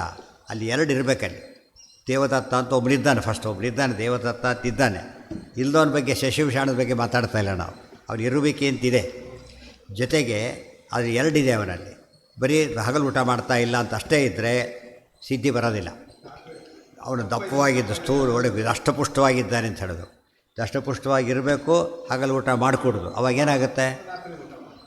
ರಾತ್ರಿ ಊಟ ಮಾಡೇ ಮಾಡ್ತಾನಂತೆ ಗ್ಯಾರಂಟಿ. ಅದು ಇಲ್ಲವರೆ ತಪ್ಪೋದು. ಬರೀ ಹಗಲು ಊಟ ಮಾಡೋದಿಲ್ಲ, ಅದೇ ಅದು ಹೋಗ್ಬಿಟ್ಟು ಆಮೇಲೆ ಅದೇನು ಅರ್ಥಪತ್ತಿ ಅಲ್ಲ. ದಷ್ಟಪುಷ್ಟವಾಗಿಲ್ಲ, ಪೂರ್ತಿ ಕೃಷಿಯಾಗಿ ಹೋಗ್ಬಿಟ್ಟಿದೆ. ಅದಕ್ಕೂ ಉತ್ತರ ಇಲ್ಲ. ಒಂದು ಯುಕ್ತಿ ಸಿಕ್ಕರೆ ಅನುಮಾನ. ಇದು ಸ್ಪೆಷಲ್ ಅನುಮಾನ ಅಷ್ಟೇ. ಅದು ಮತ್ತೆ ಖಂಡನೆ ಅರ್ಥಾಪತ್ತಿ ಅದು ಬೇರೆ ಇಲ್ಲೇ ಇಲ್ಲ. ಅದು ಅರ್ಥಾಪತ್ತಿ ಎರಡು ಅನುಮಾನ ಇರಬೇಕು, ಒಂದಲ್ಲ. ಆಯಿತು, ಎರಡು ಇನ್ನೂ ಸಮಸ್ಯೆ ಬರುತ್ತೆ. ಅರ್ಥ ಬರೀ ನೀವು ಪ್ರತ್ಯಕ್ಷದಿಂದ ಹೇಳಿದರೆ ಡೈರೆಕ್ಟ್ ಆಯಿತು. ಅನುಮಾನಕ್ಕೆ ಒಂದು ಎರಡು ಹೇತು ಒಪ್ಪಬೇಕಾಯ್ತು ನೀವೀಗ. ಅರ್ಥ ಒಂದು ಹೇತು ಒಪ್ಪೋದಿಲ್ಲ ಅಂತ ಎರಡು ಹೇತು ಒಪ್ಪಿದಾಗಾಯ್ತು. ಅರ್ಥ ಸಮಸ್ಯೆ ಏನಾಯ್ತು? ಈಗ ಉಲ್ಮಡಿಸ್ಬಿಡ್ತು. ಅದಕ್ಕೆ ಹೇಳ್ತಾರೆ, ಒಂದು ಜಗತ್ತನ್ನು ಸುಳ್ಳು ಅಂತ ಹೇಳೋರು ಫಸ್ಟ್ ಏನು ಮಾಡಬೇಕು? ಎರಡು ಜಗತ್ತು ಒಪ್ಪಬೇಕಾಗುತ್ತೆ ಅಂತ ಹೇಳ್ತಾರೆ. ಇದು ಸಮಸ್ಯೆ ದೊಡ್ಡದಾಯ್ತು. ಬದಲಿಗಿಂತ ಔಷಧಿ ಕೊಡ್ಲಿಕ್ಕೆ ಹೋದ್ರೆ ಏನಾಯಿತು? ಅದಕ್ಕೆ ಒಂದು ಟೀಕಾರ ಒಂದು ಮಾತು ಹೇಳ್ತಾರೆ, ಶಾಂತಿಕೆ ಕರ್ಮಣಿ ವೇತಾಲೋತ್ಥಾನವಿವ. ಶಾಂತಿಕೆ ಕರ್ಮಣಿ ವೇತಾಲೋತ್ಥಾನವಿವ. ಯಾವುದೋ ಪೀಡೆ ಬಂತು ಅಂತೇಳಿ ಶಾಂತಿ ಮಾಡ್ಕೊಂಡು ತಗೊಂಡ, ಅಲ್ಲಿ ಬೇತಾಳ ಬಂತು ಮಧ್ಯೆ. ಮೊದಲೇನಿತ್ತು ಪಾಪ? ಯಾವುದೋ ಪಿಶಾಚಿ, ಇದು ಪಿಶಾಚಿಗಳ ರಾಜ. ಅದು ಬೇತಾಳ ಅಂದರೆ ಪಿಶಾಚಿಗಳ ರಾಜ. ಅದು ಬಂದು ಕೂತ್ಕೊಟ್ಟು ಗೊತ್ತಾಯ್ತು. ಕಾನ್ಸ್ಟೇಬಲ್ ತಪ್ಪಿಸ್ಕೊಳ್ಳೋಕೆ ಹೋದರೆ ಒಂದು ಬೆಟಾಲಿಯನ್ನೇ ಸಿಕ್ಕಾಗಾಯಿತು. ಅಂದರೆ ಏನಾಯ್ತು? ಇಲ್ಲಿ ಹೇಳಕ್ಕೆ ಹೋಗಿದ್ದು ಒಂದು ಆಗಿದ್ದೇ ಒಂದು ತಪ್ಪಾಯಿತು. ಪ್ರಕಾಶ ಇತ್ಯುಕ್ತೆ ಹೇಳಿ ನನ್ನ ಮೂಕ ಅಲ್ಲ ಅಂತ ಬಾಯಿ ಬಿಟ್ಟ ತಕ್ಷಣ ಏನಾಯ್ತದು ನೋಡಿ. ನಾನೇ ಹೇಳಿದ್ರು ಒಪ್ತಾ ಇಲ್ಲ ಇವ್ರು ಯಾರೋ ಕೂಡ. ನಾನು ಮೂಕ ಅಂತೇಳಿ ನಾನು ಎಷ್ಟು ಹೇಳಿದ್ರು ಒಪ್ತಾ ಇಲ್ಲ ಅಂತ ಏನರ್ಥ? ಎಷ್ಟು ಹೇಳಿದಷ್ಟು ಏನಾಗ್ತಾ ಹೋಗುತ್ತದು? ಮೂಕತ್ವ ಇಲ್ಲ ಅಂತ ಹೇಳೋಕ್ಕಾಗತ್ತೆ ಹೊರತು ಮೂಕತ್ವ ಪ್ರೂವ್ ಆಗೋದಿಲ್ಲ ಅದರಿಂದ. ಸೊ ಅರ್ಥಾಪತ್ತಿಗೆ ಅರ್ಥನೂ ಇಲ್ಲ, ಆಪತ್ತಿನೂ ಇಲ್ಲ. ಇನ್ನೇನು ಅರ್ಥಾಪತ್ತಿ ಬರುತ್ತೆ? ಸ್ವಪ್ರಕಾಶ ಶಬ್ದೇನ ಸ್ವಮಿತ ಅದೆಲ್ಲ ಇಲ್ಲೇನು ಮಾಡ್ತಾರೆ? ವಾದಕ್ಕೆ ಕೂತ ಎಲ್ಲ ಡೈವರ್ಟ್ ಆಗಿಬಿಟ್ಟು ಏನೋ ಬಂದು ಎಲ್ಲೆಲ್ಲ ಹೋಗಿಬಿಡುತ್ತೆ. ತೀರಾ ಅಪ್ರಸಕ್ತಿ ಬಂದು ಮುಖ್ಯ ವಿಷಯ ಕ್ಲೋಸ್ ಆಗಿಬಿಟ್ಟು ಆಮೇಲೆ ನಿಂತು ಹೋಗ್ಬಿಡುತ್ತೆ. ಸ್ವಪ್ರಕಾಶ ಶಬ್ದೇನ ಮುಂದೆ ಹೇಳ್ತಾರೆ, ಸ್ವಮಿತತ್ವ ಅನಂಗೀಕಾರಾತ್ ಪರಮಿತತ್ವ ಅಂಗೀಕಾರಾಚ್ಚ ಅಸಿದ್ಧಿರೇವ. ಹೇಗೆ ಬರುತ್ತಪ್ಪ ಅಂದರೆ ಅರ್ಥಾಪತ್ತಿ ಯಾಕೆ ಬರೋದಿಲ್ಲ ಅಂದರೆ, ಒಂದಕ್ಕೆ ಪ್ರಕಾಶವಾಗಿದೆ, ಹೊರಗಿನ ಪ್ರಕಾಶ ಇಲ್ಲ ಅಂತ ವಸ್ತು ಇದೆ ನೋಡಿ. ಹೀಗೆ ಅರ್ಥಾಪತ್ತಿ ಹೀಗೆ ಮಾಡಬೇಕು. ಒಂದು ವಸ್ತು ಇದೆ, ಪ್ರೂವ್ ಆಯಿತು. ಆಮೇಲೆ ಅದು ಪರಪ್ರಕಾಶ ಇಲ್ಲ, ಅವಾಗೇನರ್ಥ? ಸ್ವಪ್ರಕಾಶ ಇದೆ ಅಂತ ಅರ್ಥ. ವಸ್ತು ಇದೆ, ಪರಪ್ರಕಾಶ ಇಲ್ಲ ಅಂದಮೇಲೆ ಸ್ವಪ್ರಕಾಶ, ಅದನ್ನ ಒಪ್ಪೋಣ ಅಂತ. ನೀವು ಎಷ್ಟು ಒಪ್ಪಬೇಕಾಯ್ತು? ಈಗ ಅಸ್ತಿತ್ವನೇ ಒಪ್ತಾ ಇಲ್ಲ. ಫಸ್ಟು ಅಸ್ತಿತ್ವನೇ ಒಪ್ಪದೇ ಇಲ್ಲದೆ, ಅಸ್ತಿತ್ವ ಒಪ್ಪಿದ ಮೇಲೆ ಯಾವುದರಿಂದ ಅಂತ ಪ್ರಮಾಣ ಕೊಡಬೇಕು. ಅಸ್ತಿತ್ವನೇ ಒಪ್ಪದೆ ಹೋದಾಗ ಆ ಪ್ರಸಕ್ತಿಯೇ ಬರಲಿಲ್ಲ. ಅದಕ್ಕೆ ಸ್ವಪ್ರಕಾಶ ಶಬ್ದೇನ ಸ್ವಮಿತತ್ವ. ಪ್ರಕಾಶ ಅಂದರೆ ತನ್ನಿಂದಲೇ ತಿಳಿಯಲ್ಪಡುವಿಕೆ ಅಂತ ಅರ್ಥ. ಉದಾಹರಣೆಗೆ ನಾನು ಅಂತ ಮಾತಾಡ್ತೇವೆ, ಇದಕ್ಕೇನು ಆಧಾರ? ಏನು ಹೇಳಿ? ಅನುಭವ ಏನದು? ಸಾಕ್ಷಿ. ಅಂದರೆ ಸ್ವಪ್ರಕಾಶ. ಸಾಕ್ಷಿ ಏನದು? ಸ್ವಪ್ರಕಾಶ. ನೆನ್ಪಿಟ್ಕೊಂಡಿರ್ಬೇಕು. ಜಡಕ್ಕೆ ನಾನು ಅಂತ ಯಾಕೆ ಬರೋದಿಲ್ಲ ಅಂದರೆ ಪ್ರಕಾಶನೇ ಇಲ್ಲ ಅದಕ್ಕೆ. ಇನ್ನೊಬ್ರಿಗೆ ತನಗದು ಗೊತ್ತಾಗಲಿಕ್ಕೆ ಸಾಧ್ಯತೆ ಇಲ್ಲ. ನಮಗೆ ಇವತ್ತು ನಾನು ಅಂತ ಇರೋದ್ರಿಂದ ಉಳಿದು ಯಾವ ಪ್ರಮಾಣ ಇಲ್ಲದೆ ನಮಗೆ ಯಾವುದು ವೇದದಲ್ಲಿ ನಮ್ಮ ಹೆಸರು ಬಂದಿದೆಯಾ ಹೋಗಲಿ, ಬಂದಿಲ್ಲ. ಬಟ್ ನಾವು ಇದ್ದೇವೆ ಅಂತ ಏನು ಪ್ರಮಾಣ ಈಗ? ಉಳಿದವರಿಗೆ ಯುಕ್ತಿ ಅಷ್ಟೇ, ಅದು ಪ್ರತ್ಯಕ್ಷ ಅಲ್ಲ. ಉಳಿದ ಯುಕ್ತಿ, ಯಾಕೆಂದ್ರೆ ದೇಹಕ್ಕೆ ಕಾಣ್ತಿರೋ ಜೀವ ಅಲ್ಲ. ದೇಹಕ್ಕೆ ಮೂಮೆಂಟ್ ಇರೋದ್ರಿಂದ ಒಳಗೆ ಏನಿದೆ ಅಂತ ಅರ್ಥ, ಜೀವ ಇದ್ದಾನೆ ಅಂತ ಅರ್ಥ. ಕರೆಂಟಿನ ಯಾರಾದರೂ ಕೂಡ ಕಣ್ಣಾರೆ ಕಾಣ್ಲಿಕ್ಕೆ ಬರುತ್ತಾ? ಹೊಡಿಸ್ಕೊಂಡು ಅವನು ಸುಟ್ಟಿದ್ದು ಅದೆಲ್ಲ ನೋಡಿದಾಗ ಅವ್ನು ಕರೆಂಟ್ ಇದೆ ಅಂತ ಬೆಳಕು ಬಂದಿದ್ದು ಇವೆಲ್ಲ ಕಾರಣ. ದೇರ್ಫೋರ್ ಡೈರೆಕ್ಟ್ ಕರೆಂಟನ್ನು ನೋಡ್ಲಿಕ್ಕೆ ಸಾಧ್ಯ ಇಲ್ಲ. ಬೆಂಕಿ ಕರೆಂಟ್ ಅಲ್ಲ. ಬೆಂಕಿ ಏನದು? ಕರೆಂಟಿಂದ ಹುಟ್ಟಿದ್ದೆ ಹೊರತು ಅದು ಕಣ್ಣಿಗೆ ಕಾಣೋದಿಲ್ಲ. ಬೆಂಕಿ ಇದು ಹೊಡಿಸ್ಕೊಂಡ್ರೆ ಸತ ಹೋಗಿಬಿಡುತ್ತೆ, ನೋಡೋಕ್ಕೆ ಇರೋದೇ ಇಲ್ಲ. ಹಾಗಾಗ್ತಾ ಇವತ್ತು ನಾನು ಅಂತ ನಾವು ಜೀವ ಸ್ವಪ್ರಕಾಶ, ನೆನಪಿರಲಿ. ಪ್ರತಿಯೊಬ್ಬ ಜೀವ ಏನೋ ಅವನು ಸ್ವಪ್ರಕಾಶ. ಜೀವ ಎಷ್ಟು ಸ್ವಪ್ರಕಾಶ ಅಂದರೆ ಪೂರ್ತಿ ಪ್ರಕಾಶನಲ್ಲ ಅವನು, ಪೂರ್ತಿ ಪ್ರಕಾಶ ಇಲ್ಲ. ಇದ್ದರೆ ನಾವು ಯಾರೊಂದು ಗೊತ್ತಾಗ್ಬಿಡ್ತಿತ್ತು, ಅದು ಗೊತ್ತಿಲ್ಲ. ಅದು ಪೂರ್ತಿ ಅಪ್ರಕಾಶನೂ ಅಲ್ಲ. ನಮಗೇನು ಗೊತ್ತಿದೆ? ನಮ್ಮ ಸ್ಥಿತಿ ಹೀಗಿದೆ ಈಗ, ಹಾಗಾಗುತ್ತಾ ಅಂದ್ರೆ ಆಗುತ್ತೆ. ನನಗೆ ಗೊತ್ತಿದೆ ಮರ್ತೋಗುತ್ತೆ ಅಂತ ಹೇಳೋದಿಲ್ಲ. ನಮಗೆ ಜ್ಞಾನ ಇರೋದು ಗೊತ್ತು, ಈಗ ಜ್ಞಾಪಕ ಆಗ್ತಾಯಿಲ್ಲ ಅಂತ ಗೊತ್ತು. ಹಾಗೆ ಜೀವನ ಏನಾಗಿದೆ ಈಗ? ಸ್ವಪ್ರಕಾಶತ್ವಕ್ಕೆ ಅಡಚಣೆ ಬಂದಿದೆ ಅಷ್ಟೇ. ಆದರೆ ಅದು ಒಪ್ಕೋತೀವಿ. ಆದರೆ ಯಾಕೆ ಜೀವ ಯಾರಾದರೆ ಸಾಮಾನ್ಯ ವ್ಯಕ್ತಿ ಸರಿ. ದೇವರಿಗೆ ಸ್ವಪ್ರಕಾಶತ್ವ ಹೇಳಬೇಕು, ಪೂರ್ಣ ಪ್ರಕಾಶತ್ವ ಹೇಳಬೇಕು. ಸ್ವಲ್ಪ ಹೇಳಾಗಿಲ್ಲ ದೇವರಿಗೆ, ಪೂರ್ತಿ ಹೇಳಬೇಕು. ಪೂರ್ತಿ ಪ್ರಕಾಶ ಇರಬೇಕು ಹೇಳಬೇಕಾದ್ರೆ. ಪ್ರಕಾಶ ಇರಬೇಕೆ ಅನ್ನೋದು ಗುಣ ಆಯ್ತಲ್ಲ. ಮತ್ತು ಒಂದಲ್ಲ ಎರಡಲ್ಲ, ಯಾವ ಕಡೆ ನೋಡಿದರೂ ದೋಷಗಳೇ. ಕಿಂಚಿತ್ ಪ್ರಕಾಶ್ಯಂ ವಿನಾ ನ ದೃಷ್ಟ ಏವ ಭೋಜನಾದಿವತ್. ಕಿಂಚಿತ್ ಪ್ರಕಾಶ್ಯಂ ವಿನಾ ನ ದೃಷ್ಟ ಏವ ಭೋಜನಾದಿವತ್. ಇವತ್ತು ಊಟ ಮಾಡ್ತಾ ಏನಿರಬೇಕು? ಊಟ ಮಾಡೋದಿರಬೇಕು, ಅನ್ನ ಇರಬೇಕು, ಬಡಿಸೋನಿರಬೇಕು, ತೊಗೊಳೋಕ್ಕೆ ವ್ಯವಸ್ಥೆ. ಎಷ್ಟು ವ್ಯವಸ್ಥೆ ಇರಬೇಕು? ಭೋಜನ ಒಂದು ಶಬ್ದಕ್ಕೆ ಎಷ್ಟು ಅರ್ಥ ಇದೆ. ಜ್ಞಾನ ಅಂದಮೇಲೆ ಏನಾಗಬೇಕು? ಜ್ಞೇಯ ಪದಾರ್ಥ ಇರಬೇಕು, ಜ್ಞಾನ ಹೊಂದಿರೋ ವ್ಯಕ್ತಿ ಬೇಕು. ಇವೆಲ್ಲ ಇಲ್ಲದೇ ಶೂನ್ಯ ಅಂತ ಹೇಳಿದ ಏನರ್ಥ? ಸಾಧ್ಯ ಇಲ್ಲ. ಭೋಜನಾದಿವತ್ ಕರ್ತೃಕರ್ಮ ವಿರೋಧಶ್ಚ ಅನುಭವ ವಿರುದ್ಧ. ನೋಡಿ, ಬ್ರಹ್ಮನಿಗೆ ಸ್ವಯಂ ಪ್ರಕಾಶ ಅಂತ ಹೇಳೋದು ದೊಡ್ಡ ಸಮಸ್ಯೆ ಇದೆ. ಅವ್ರಿಗೆ ಇನ್ನೊಂದು ಸಮಸ್ಯೆ ಇದೆ. ಇವೆಲ್ಲ ಹೊರಗಿನ ಅವರೇ ಮಾಡಿಕೊಂಡು ಹೊಸ ಸಮಸ್ಯೆ ಬಂದೇನಿದೆ. ಏನು ಅಂದರೆ ಕರ್ತೃಕರ್ಮ ವಿರೋಧ. ಬ್ರಹ್ಮ ಸ್ವಪ್ರಕಾಶನಾಗೋ ಚಾನ್ಸೇ ಇಲ್ಲ. ಯಾತಕ್ಕೆ? ಜೀವ ನೋಡಿ, ಇದು ಸ್ವಪ್ರಕಾಶ ಅಲ್ಲ. ಇದು ಬೆಳಕಿಗೆ ಕಾಣುತ್ತಲ್ಲ. ದೀಪ ಸ್ವಪ್ರಕಾಶ. ಯಾತಕ್ಕೆ? ಇನ್ನೊಂದು ಬೇಕಾಗಿದೆ, ನೋಡೋಕ್ಕೆ ಇನ್ನೊಂದು ಬೇಕಾಗಿಲ್ಲ. ಅದು ಸ್ವಪ್ರಕಾಶ. ಅದು ಬ್ರಹ್ಮ ಎಂಥವನು ಅಂತ ಕೇಳಿದರೆ ಏನಿಲ್ಲ ಅವನಿಗೆ? ಪ್ರಕಾಶನೇ ಇಲ್ಲ. ಪ್ರಕಾಶ ಇರಬೇಕೇ ಫಸ್ಟ್ ಇಲ್ಲ ಅವನಿಗೆ. ಅದಕ್ಕೆ ತನ್ನನ್ನು ತಾನು ತಿಳ್ಕೊಳ್ಳೋ ದೀಪಕ್ಕೆ ತನ್ನನ್ನು ತೋರಿಸ್ಕೊಳ್ಳೋ ಶಕ್ತಿ ಇದೆ. ಕರ್ತೃಕರ್ಮವರ ವಿರೋಧ ಇಲ್ಲ. ಇವತ್ತು ನಮ್ಮಲ್ಲೇ ನೋಡಿ, ಅವ್ರನ್ನ ಕೆಲವು ನಿಯಮ ಮಾಡಿಕೊಂಡ್ರೆ ನಿಯಮಗಳೇ ತಪ್ಪು ನಿಯಮಗಳು. ಕರ್ತೃಕರ್ಮ ವಿರೋಧ ಅಂಬೋದು ಯಾವಾಗ? ತನ್ನಿಂದ ಭಿನ್ನವಾದ ವಸ್ತು ನೋಡ್ಕೊಳ್ಳೋಕೆ ಹೊರಟಾಗ ಕರ್ತೃಕರ್ಮ ವಿರೋಧ ಬರುತ್ತೆ. ತನ್ನನ್ನೇ ತಾನು ನೋಡ್ಕೋಬೇಕು, ಕರ್ತೃಕರ್ಮ ವಿರೋಧ ಯಾಕೆ ಬರುತ್ತೆ? ಬರೋದೇ. ದೀಪ ಇದೆ, ಅದು ಕರ್ತೃಕರ್ಮ ವಿರೋಧ ಬಂತ? ಅದಕ್ಕೆ ನಾವು ಕಣ್ಣಾರೆ ಸಾಕ್ಷಿ ಇದೆ. ನಾನು ನನ್ನನ್ನು ತಿಳಿಯುತ್ತೇನೆ. ಕರ್ತೃಕರ್ಮ ವಿರೋಧ ಎಲ್ಲಿದೆ? ಗೊತ್ತಾಯ್ತಾ? ನೋಡಿ, ಅಂದರೆ ಮೆಕ್ಯಾನಿಕಲ್ ಲಾ ಮಾಡಿದರು, ಆ ಲಾನ ಚೇಂಜ್ ಮಾಡ್ಕೊಳ್ಳಿಲ್ಲ, ಅದನ್ನೇ ಗಟ್ಟಿ ಹಿಡ್ಕೊಂಡು ಹೊರಟು. ಇದು ತಪ್ಪಾಯಿತು. ಅದಕ್ಕೆ ಹೇಳಿದ ಸೈನ್ಸ್ ಯಾಕೆ ಡೆವಲಪ್ ಆಯಿತು ಅಂದರೆ ಅವ್ರು ಯಾವಾಗ ಪ್ರಮಾಣಗಳನ್ನು ಕೊಡ್ತಾರೆ ತಕ್ಷಣ ಏನು ಮಾಡ್ಕೊತಾ ಇದ್ರು ಅವರು? ಥಿಯರಿ ಚೇಂಜ್ ಮಾಡ್ಕೊಂಬಿಡುತ್ತೆ. ಅದಕ್ಕೆ ಸಿಕ್ಕಾಪಟ್ಟೆ ಡೆವಲಪ್ ಆಗುತ್ತೆ ಸೈನ್ಸ್. ಹಠ ಹಿಡಿದು ಕೂತ್ಕೊಂಡ್ಬಿಟ್ರೆ ಏನಾಗುತ್ತೆ? ಹಠ ಹಿಡಿದು ಕೂತ್ಕೊಂಡ್ರೆ ಇವ್ರು ಹಠ ಹಿಡಲಿಕ್ಕೆ ಏನು ಚಾನ್ಸ್ ಸಿಕ್ತು ಅಂದರೆ ಪ್ರತ್ಯಕ್ಷ ವೇದ್ಯ ಅಲ್ಲ ಅಂತ ಹೇಳಿದ್ರಿಂದ ಸ್ಕೋಪ್ ಶುರುವಾದವು. ಅದಕ್ಕೆ ಇವು ಸೈನ್ಸ್ನಲ್ಲಿ ಯಾತಕ್ಕೆ ಪ್ರತ್ಯಕ್ಷ ಪ್ರಮಾಣ ಅಂತ ಒಪ್ಪಿದ್ರಿಂದ ಏನಾಯಿತು ಅವರಿಗೀಗ? ಪ್ರೂವ್ ಮಾಡಿ ತೋರಿಸಿದ ಮೇಲೆ ಒಪ್ಕೊಳ್ಳೇಬೇಕು, ಬೇರೆ ದಾರಿ ಇಲ್ಲ. ಇವ್ರು ಹಾಗಲ್ಲ, ಬ್ರಹ್ಮ ಅತೀಂದ್ರಿಯ. ಆದ್ದರಿಂದ ಕಣ್ಣಿಗೆ ಕಾಣೋದಿಲ್ಲ, ಈ ಪ್ರಮಾಣ ಇಲ್ಲ, ಬೇಕಾಷ್ಟು ಮಾತಾಡ್ಬೋದು ಅಂತ ಆಯ್ತಾ. ಕಣ್ಣಿಗೆ ಕಾಣದೇ ಇದ್ದಿದ್ರ ಬಗ್ಗೆ ಹೆಚ್ಚು ಮಾತಾಡೋ ಸ್ಕೋಪ್ ಇದೆಯೋ ಇಲ್ಲೋ? ಅಷ್ಟಿದೆ. ಅದು ಅಂಡು ಅಡ್ವಾಂಟೇಜ್ ತೊಗೊಂಡಾಗ ಆಯ್ತು ಅಷ್ಟೆ. ಅದು ಬೌದ್ಧರು ಏನು ಮಾಡಿಬಿಟ್ರು? ವೇದ ಪ್ರಮಾಣ ಅಂತ ಒಪ್ಪಲೇ ಇಲ್ಲ, ಕಣ್ಣಿಗೆ ಕಾಣೋದಿಲ್ಲ, ಮತ್ತು ಇದೇ ಅಂತೇಳಿ ಪ್ರಮಾಣನೇ ಇಲ್ಲ. ಅವರಿಗೂ ಇದೇ ಸಮಸ್ಯೆ. ಇವ್ರಿಗೆ ಒಪ್ಪಿದ್ರು ಅತತ್ವ ವೇದಕ್ಕಂತ ಬೇರೆ ಹೇಳಿದರು. ಎಷ್ಟು ದೋಷಗಳು ಅಂದರೆ ಹೇಳೋದಕ್ಕೆ ಸರಮಾಲೆ ಅಂತೀವೆಲ್ಲ ಹಾಗೆ ಸರಮಾಲೆ ದೋಷಗಳಿದೆ ಅದರಲ್ಲಿ. ಭೋಜನಾದಿವತ್ ಕರ್ತೃಕರ್ಮ ವಿರೋಧಶ್ಚ ಅನುಭವ ವಿರುದ್ಧ. ಕರ್ತೃಕರ್ಮ ಒಪ್ಪಬಾರದು, ನೀವು ಒಪ್ಪಿದ್ಯಾದ ನಿನಗೆ ಹೋಯಿತು. ಬಟ್ ಆ ಕಾನ್ಸೆಪ್ಟೇ ಸರಿಯಲ್ಲ. ಫಸ್ಟ್ ಸ್ವಪ್ರಕಾಶ ಅನ್ನೋ ಕಾನ್ಸೆಪ್ಟೇ ನಿಮಗೆ ಬರೋದಿಲ್ಲ. ಜ್ಞಾನಂಚ ಜ್ಞೇಯಂ ಜ್ಞಾತಾರಂಚ ವಿನಾ ನ ದೃಷ್ಟಂ. ಜ್ಞಾನಂಚ ಜ್ಞೇಯಂ ಜ್ಞಾತಾರಂಚ ವಿನಾ ನ ದೃಷ್ಟ. ಜ್ಞಾನ ಅಂದಮೇಲೆ ಜ್ಞೇಯ ಪದಾರ್ಥ ಇರಬೇಕು, ತಿಳ್ಕೊಳ್ಳೋ ವ್ಯಕ್ತಿ ಇರಬೇಕು. ಇಲ್ಲದೆ ಹೋದರೆ ಜ್ಞಾನ ಅನ್ನೋ ಪದಕ್ಕೆ ಅರ್ಥ ಇಲ್ಲ. ಅತಃ ಶೂನ್ಯವಾದಾತ್ಮ ಕಶ್ಚಿದ್ವಿಶೇಷ. ಶೂನ್ಯವಾದಕ್ಕೂ ಇದಕ್ಕೂ ಯಾವ ಮಾಯಾವಾದಕ್ಕೂ ಏನು ವ್ಯತ್ಯಾಸವೂ ಇಲ್ಲ. ಅಥೋ ಅನಂತ ದೋಷದುಷ್ಟತ್ವಾತ್ ಉಪರಮ್ಯತೆ. ಈಗ ಕೊನೆ ಅನಂತ ಅಂದ್ರೇನು?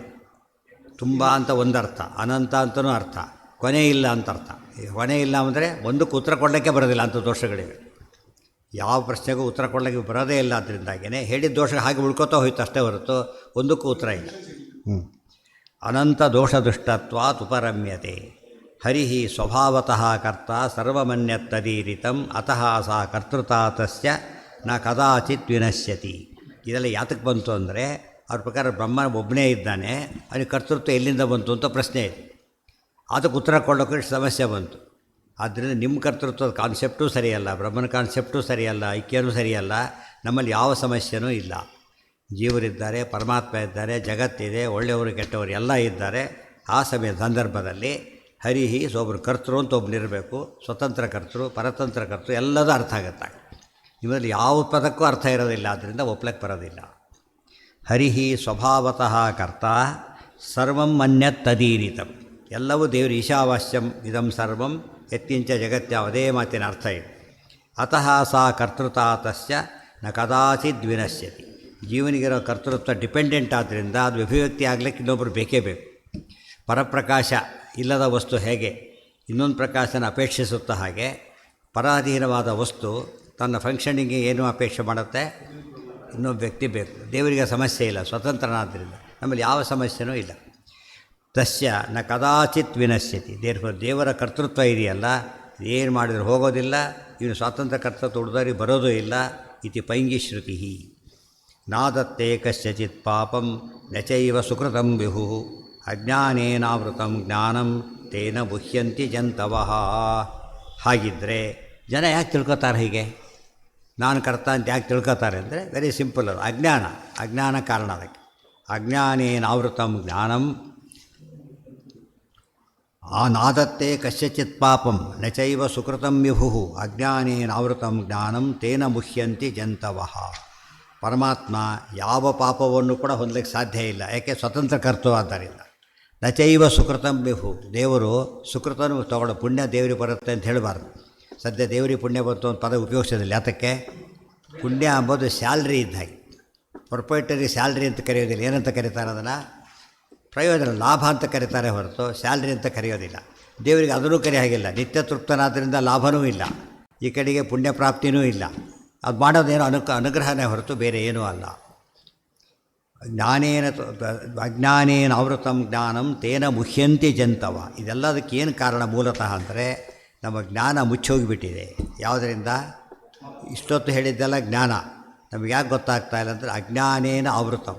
ಅಜ್ಞಾನನ ಅದನ್ನು ಮುಚ್ಚಾಕಿಬಿಟ್ಟಿರೋದ್ರಿಂದ ನಮಗೆ ಮುಹ್ಯಂತಿ ಜಂತವ. ಮುಹ್ಯಂತಿ ಎಂಬ ಸೂರಯ್ಯ ಇದ್ದಾಗೆ ಎಲ್ಲ ಪ್ರಾಣಿಗಳು ಮೋಹಕ್ಕೆ ಒಳಗಾಗ್ತಾರೆ. ಎಲ್ಲ ಪ್ರಾಣಿಗಳು ಮೋಹಕ್ಕೆ ಒಳಗಾಗ್ತಾರೆ. ಜ್ಞಾನಮೇವ ಅಜ್ಞಾನನಾಶಕ ಮಿತ್ಯಾಹ ಜ್ಞಾನೇನ ಐತಿ. ಅದು ಉಪಾಯ ಏನು ಹಾಗಿದ್ದರೆ ಅಂತ ಕೇಳಿ ಜ್ಞಾನ ಬರಬೇಕಷ್ಟೆ. ಅಜ್ಞಾನ ಇರೋದರಿಂದ ಅದೇನು ಮಾಡಿದರೂ ಹೋಗೋದಿಲ್ಲ. Very simple. ನಮ್ಮಲ್ಲಿ ಅಜ್ಞಾನ ಇದೆ. ಈಗ ಶ್ರೀಮಂತಿಕೆಯಿಂದ ಅಜ್ಞಾನ ಕಳೀಲಿಕ್ಕೆ ಬರುತ್ತಾ ಅಂತ ಪ್ರಶ್ನೆ. ಶ್ರೀಮಂತಿಕೆಯಿಂದ ಅಜ್ಞಾನ ಕಳಿಬಹುದಾ ಅಂತ ಪ್ರಶ್ನೆ. ಏನು ಮಾಡಬೇಕೀಗ? ಬಂಗಾರದ ರಾಶಿ ಇಟ್ಟ, ಈ ಬಂಗಾರ ಇಟ್ಟಿಗೆ ಇಡ್ತಾ ಹೋಗ್ತಾನೆ, ಅಲ್ಲಿ ಚಿಕ್ಕ ಪಿದ್ದೆ ಅದು ಕಾಣ್ತಾ ಇಲ್ಲ. ಯಾಕೆ ಬಂಗಾರಕ್ಕೆ ಯಾವ ಶಕ್ತಿ ಇಲ್ಲ? ಸ್ವತಃ ಬಳಗ ಶಕ್ತಿ ಅದಕ್ಕಿಲ್ಲ. ಆದ್ದರಿಂದ ಉಪಯೋಗ ಇಲ್ಲ. ಮತ್ತು ಏನೇನೋ ಔಷಧಿ ತರ್ತಾ ಸಾವಿರಾರು ಇಡ್ತಾನೆ, ಅದು ಕಾಣಿಸೋದಿಲ್ಲ. ಒಂಚೂರು ಬೆಳಕು ತಂದ ತಕ್ಷಣ ಕಾಣಿಸ್ಬಿಡುತ್ತೆ. ಕಾಣಿಸೋಕ್ಕೆ ಏನು ಸಾಕು? ಬೆಳಕು ಸಾಕು. ಅಜ್ಞಾನಕ್ಕೆ ನಿವರ್ತನೆ ಮಾಡೋ ಶಕ್ತಿ ಇರೋದು ಯಾವುದಕ್ಕೆ? ಜ್ಞಾನಕ್ಕೆ ಮಾತ್ರ. ದೇರ್ಫೋರ್ ನಾವು ಜ್ಞಾನನೇ ಪಡಿಬೇಕು, ಬೇರೆ ದಾರಿ ಇಲ್ಲ. ಜ್ಞಾನ ಅಂದರೆ ಯಾವ ಜ್ಞಾನ? ಯಾವುದ್ರ ಬಗ್ಗೆ ಅಜ್ಞಾನ ಇದೆ ಅದ್ರ ಬಗ್ಗೆ ಜ್ಞಾನ ಬರಬೇಕು. ನಾವು ಯಾವುದ್ರ ಬಗ್ಗೆ ಅಜ್ಞಾನ ಇದೆ? ಮೂಲ ಕಾರಣ ಬ್ರಹ್ಮ, ಆತನ ಬಗ್ಗೆ ಅಜ್ಞಾನ ಇದೆ. ಸೊ ಯಾವ ಜ್ಞಾನ ಪಡಿಬೇಕು ನಾವೀಗ? ಬ್ರಹ್ಮಜ್ಞಾನ. ಅದಕ್ಕೆ ಅಥಾತೋ ಬ್ರಹ್ಮ ಜಿಜ್ಞಾಸ. ಬ್ರಹ್ಮ ಜಿಜ್ಞಾಸೆ ಮಾಡಿ ಅವಾಗ ಉತ್ತರ ಸಿಗುತ್ತೆ ಅಂತ ಹೇಳ್ತಾರೆ. ಮತ್ತು ಅಲ್ಲಿಗೆ ಎಂಡಾಗುತ್ತೆ. ಅದರಿಂದ ಶ್ರೀಮಂತಿಕೆಯಿಂದ ಬ್ರಹ್ಮ ಅಜ್ಞಾನ ಹೋಗೋದಿಲ್ಲ. ಹಾಗಿದ್ದರೆ ಸಿಂಪಲ್, ಭಾರಿ ಶ್ರೀಮಂತ, ಅವ್ರ ಮಗ ಭಾರಿ ದಡ್ಡ, ಅಜ್ಞಾನ ಕಡಿಲಿಕ್ಕೆ ಆಗ್ತಾಯಿದೆ ಅವನಿಗೆ? ಆಗ್ತಾಯಿಲ್ಲ. ಸಿಟ್ಟು ಬರುತ್ತೆ, ಏನೋ ಮಾಡ್ತಾನೆ, ಬಟ್ ಅಜ್ಞಾನ ಕಡಿಲಿಕ್ಕಾಗೋದಿಲ್ಲ. ಅವನ ಶಕ್ತಿ ಏನೇ ಇದ್ದರೂ ಜ್ಞಾನ ಕೊಡೋ ಶಕ್ತಿಯೂ ಇಲ್ಲ, ಅಜ್ಞಾನ ಹೋಗ್ತಾನೂ ಇಲ್ಲ. ವೈದ್ಯ ಇದ್ದಾನೆ, ತನ್ನ ಮಗನಿಗೆ ಔಷಧಿ ಕೊಟ್ಟು ಬುದ್ಧಿವಂತರು ಮಾಡೋಕ್ಕೆ ಬರುತ್ತಾ? ದಡ್ಡ ಮಗ. ಸೊ ಶ್ರೀಮಂತನ ಮಗ ದಡ್ಡ, ಅವನು ಒಳ್ಳೇದು ಮಾಡೋಕ್ಕೆ ಅವನ ಕೈಲಿ ಏನು ಮಾಡೋದು ಜ್ಞಾನಿ ಮಾಡೋಕ್ಕಾಗಲಿಲ್ಲ. ಆಮೇಲೆ ಡಾಕ್ಟ್ರ್ ಮಗ ದಡ್ಡ, ಯಾವ ಔಷಧಿ ಕೊಟ್ಟು ಜ್ಞಾನಿ ಮಾಡೋಕ್ಕೆ ಬರೋದಿಲ್ಲ. ಜ್ಞಾನಿ ಮಾಡೋದು ಔಷಧಿ ಅಂತ ಯಾವುದೂ ಇಲ್ಲ. ಇನ್ನೇನು ಕೊಡ್ಬೋದು ನೀವೀಗ? ದೊಡ್ಡ ಮಂತ್ರಿ, ಆತರ ಮಗ ಅಧಿಕಾರದಿಂದಲೂ ಏನೂ ಮಾಡೋಕ್ಕಾಗ್ತಾಯಿಲ್ಲ. ಏನು ಬಂತೀಗ? ಏನು ಮಾಡೋಕ್ಕೆ ಹೋದ್ರೆ ಏನಾಗ್ತಾ ಇಲ್ಲ ಅವನಿಗೆ? ಆಗ್ತಾಯಿಲ್ಲ. ಅದಕ್ಕೆ ದೇವರು ಅದೇನು ಮಾಡಿದ್ದಾರೆ? ನಾನೇ ಕೊಡಬೇಕಾದ ಎಲ್ಲವೂ ದೇವರು ಕೊಡ್ತಾರೆ. ಕೆಲವು ಸ್ಪೆಸಿಫಿಕ್ಕಾಗಿ ಯಾವುದಿರುತ್ತೆ? ದೇವರೇ ಕೊಡೋದು. ಅದಕ್ಕೆ ಸ್ವತ್ತ ಸ್ಮೃತಿ ಜ್ಞಾನಂ ಅಪೋಹನಂಚ, ನನ್ನಿಂದ ಬರಬೇಕು, ಬೇರೆ ಯಾರಿಂದನೂ ಬರೋದಿಲ್ಲ. ನೀವು ತೋರಿಸಿ ಈಗ ಅಸ್ವಾತಂತ್ರ್ಯ, ನೀವು ಎಷ್ಟು ಸ್ವಾತಂತ್ರ್ಯ ಹಾರಾಡ್ತೀರ, ಇದೊಂದು ಮಾಡಿ ತೋರಿಸಿಯಪ್ಪ ಸಾಕೀಗ, ಸಾಧ್ಯ ಇಲ್ಲ.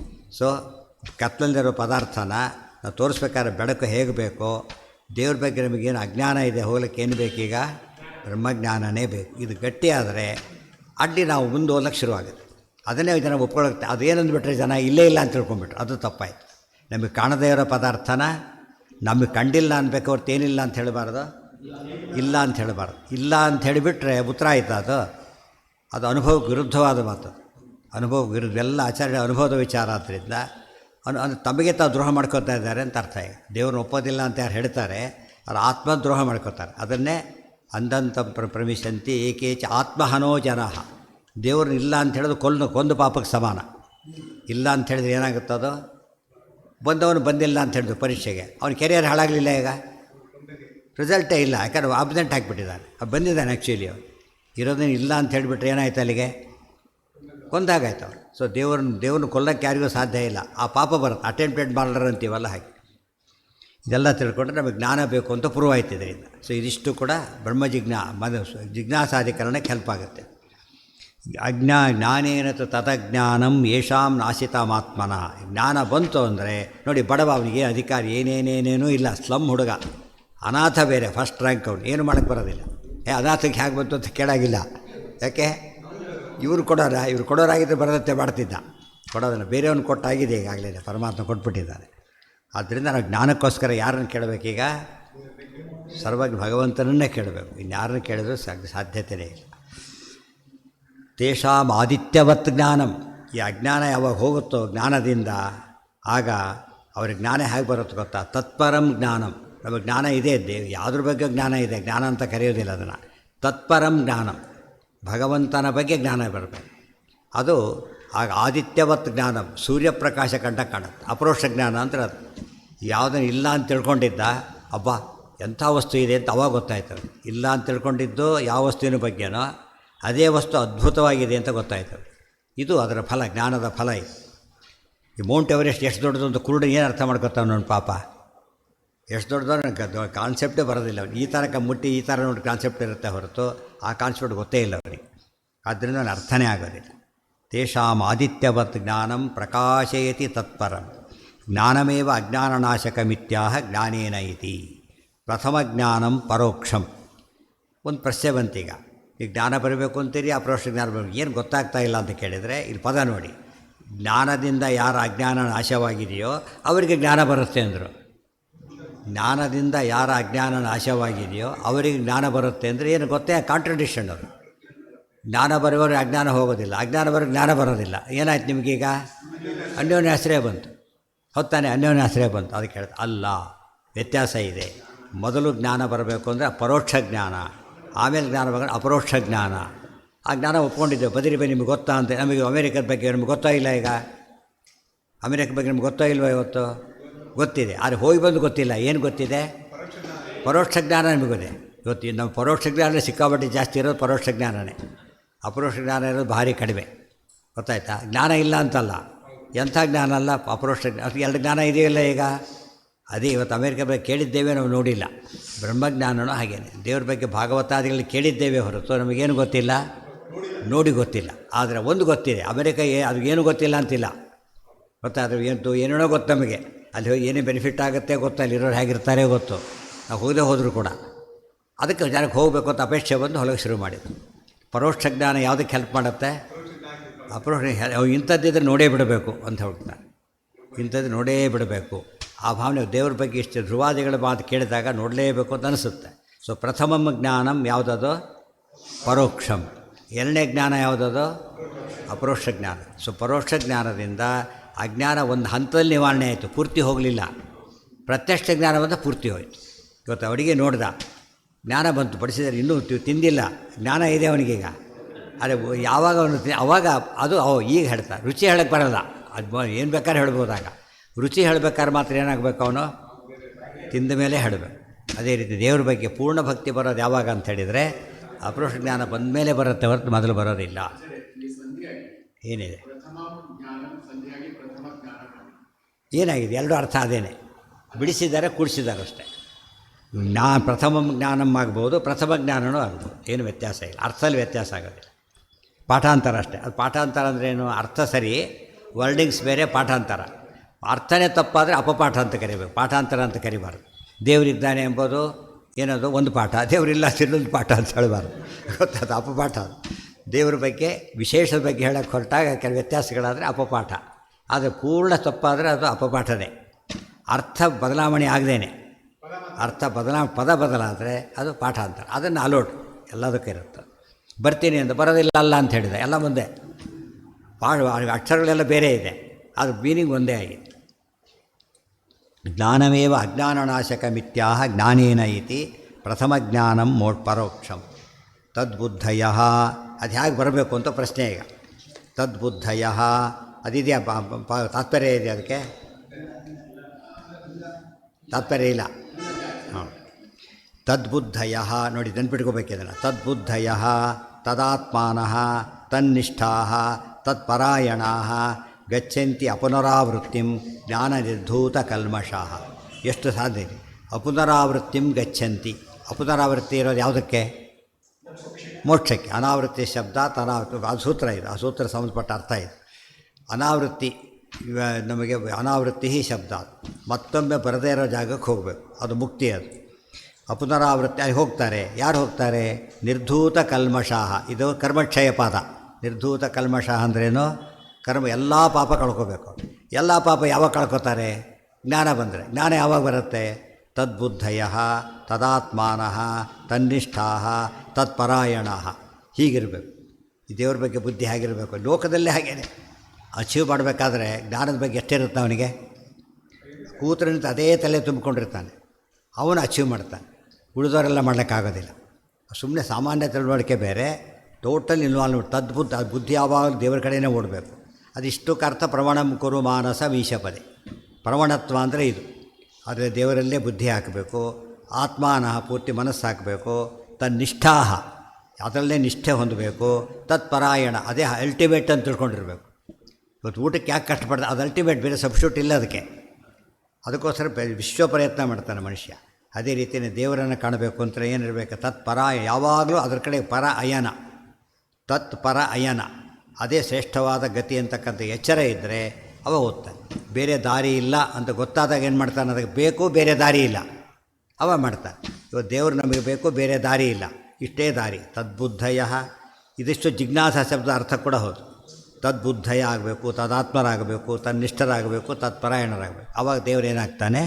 ಕಾಣ್ತಾನೆ. ಕಂಡ ತಕ್ಷಣ ಎಲ್ಲ ಪಾಪ ಹೋಗಿಬಿಡುತ್ತೆ. ಹೋಗ್ತಿರ್ಲಿಕ್ಕೆ ಅಪುನರಾವೃತ್ತಿ ಮೋಕ್ಷ ಸಿಗುತ್ತೆ. ದೇವ್ರು ಎಷ್ಟು ವಿಷಯ ಬಂತಿದ್ರಲ್ಲಿ 4 ಅಧ್ಯಾಯನೂ ಬಂತು. ಬ್ರಹ್ಮಸೂತ್ರ 4 ಅಧ್ಯಾಯನೂ ಸೇರ್ಕೊಂಡ್ಬಿಟ್ಟಿದೆ ಅದು, ತಿಳಿತಾ? ಅದಕ್ಕೆ ಅರ್ಥೋಯಂ ಬ್ರಹ್ಮಸೂತ್ರಾಣ. ಇವೆಲ್ಲವೂ ಬ್ರಹ್ಮಸೂತ್ರ ಪರವಿದ್ಯಾತಕ್ಕೆ ಅಂದರೆ ಏನು ಹೇಳಿದ್ರೆ ಎಂಡಾಗಿಬಿಡುತ್ತೆ ಕೊನೆಗೆ. ಅಲ್ಟಿಮೇಟ್ ಬ್ರಹ್ಮಸೂತ್ರಗಳು. ಅಪರೋಕ್ಷ ಜ್ಞಾನ ಅವ್ಯವಹಿತ ಸಾಧನಮಾಹ ತದ್ಬುದ್ಧ. ಅವ್ಯವಹಿತ ಅಂದರೆ ಇದು ಡೈರೆಕ್ಟ್ ಅಂತ. ಡೈರೆಕ್ಟ್ ಒಂದು ಸ್ಟಾಪ್ ಅಂದರೆ ಇಂಡೈರೆಕ್ಟ್ ಆಯಿತು, ನಾನ್ ಸ್ಟಾಪ್. ಅವ್ಯವಹಿತ ಸಾಧನ ಅಂದರೆ ಅದ್ರ ಮಧ್ಯೆ ಇನ್ನೊಂದಿಲ್ಲ, ಇನ್ ಬಿಟ್ವೀನ್ ಇಲ್ಲ. ಅದು ಯಾವುದು? ತದ್ಬುದ್ಧಿ, ತತ್ಪಾನ, ಇವಿಷ್ಟು 4 ಇದ್ದು ಬಿಟ್ಟರೆ ಅವ್ಯವಹಿತವಾದ ಸಾಧನ ಇದೆ. ಅದು ಒಂದು ಮಾಡದೆ ಹೋದರೆ, ತೀರ್ಥಯಾತ್ರೆ ಮಾಡದೆ ಯಾವ ದೇವರೂ ಗೊತ್ತಿಲ್ಲ, ಹೋದ ಬಂದ. ಯಾವ ತೀರ್ಥ ಗೊತ್ತು? ಯಾವುದೋ ನದಿ ಇದೆ ಕಾಶಿಯಲ್ಲಿ ಹೇಳುವ, ಯಾವುದೋ ನದಿ ಇದೆ ಕಾಶಿಯಲ್ಲಿ ಅಂದರೆ ಇಲ್ಲಿ ಕಾಶಿಗೆ ಹೋಗಿ ಏನು ಪ್ರಯೋಜನ ಇವನು? ಗೊತ್ತಾಯ್ತಾ? ಆ ಥರ ಇದ್ದರೆ ಉಪಯೋಗ ಇಲ್ಲ. ಈ ರೀತಿ ಇದ್ದರೆ ಅದು ನಿಜವಾದ ಜ್ಞಾನ, ಡೈರೆಕ್ಟ್. ತದ್ಬುದ್ಧಯ ಇತಿ.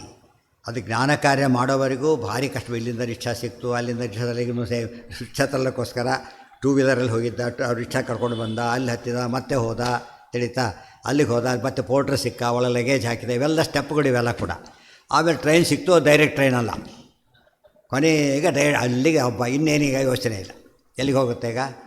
ಮಲ್ಕೊಂಡ್ಬಿಟ್ರು ಅಲ್ಲಿಗೆ ಹೋಗಿರ್ತೇವೆ. ಆಗ ಮಲಗ್ಬೋದು, ಅಲ್ಲಿ ಮುಂಚೆ ಮಲಗಾಗಿಲ್ಲ.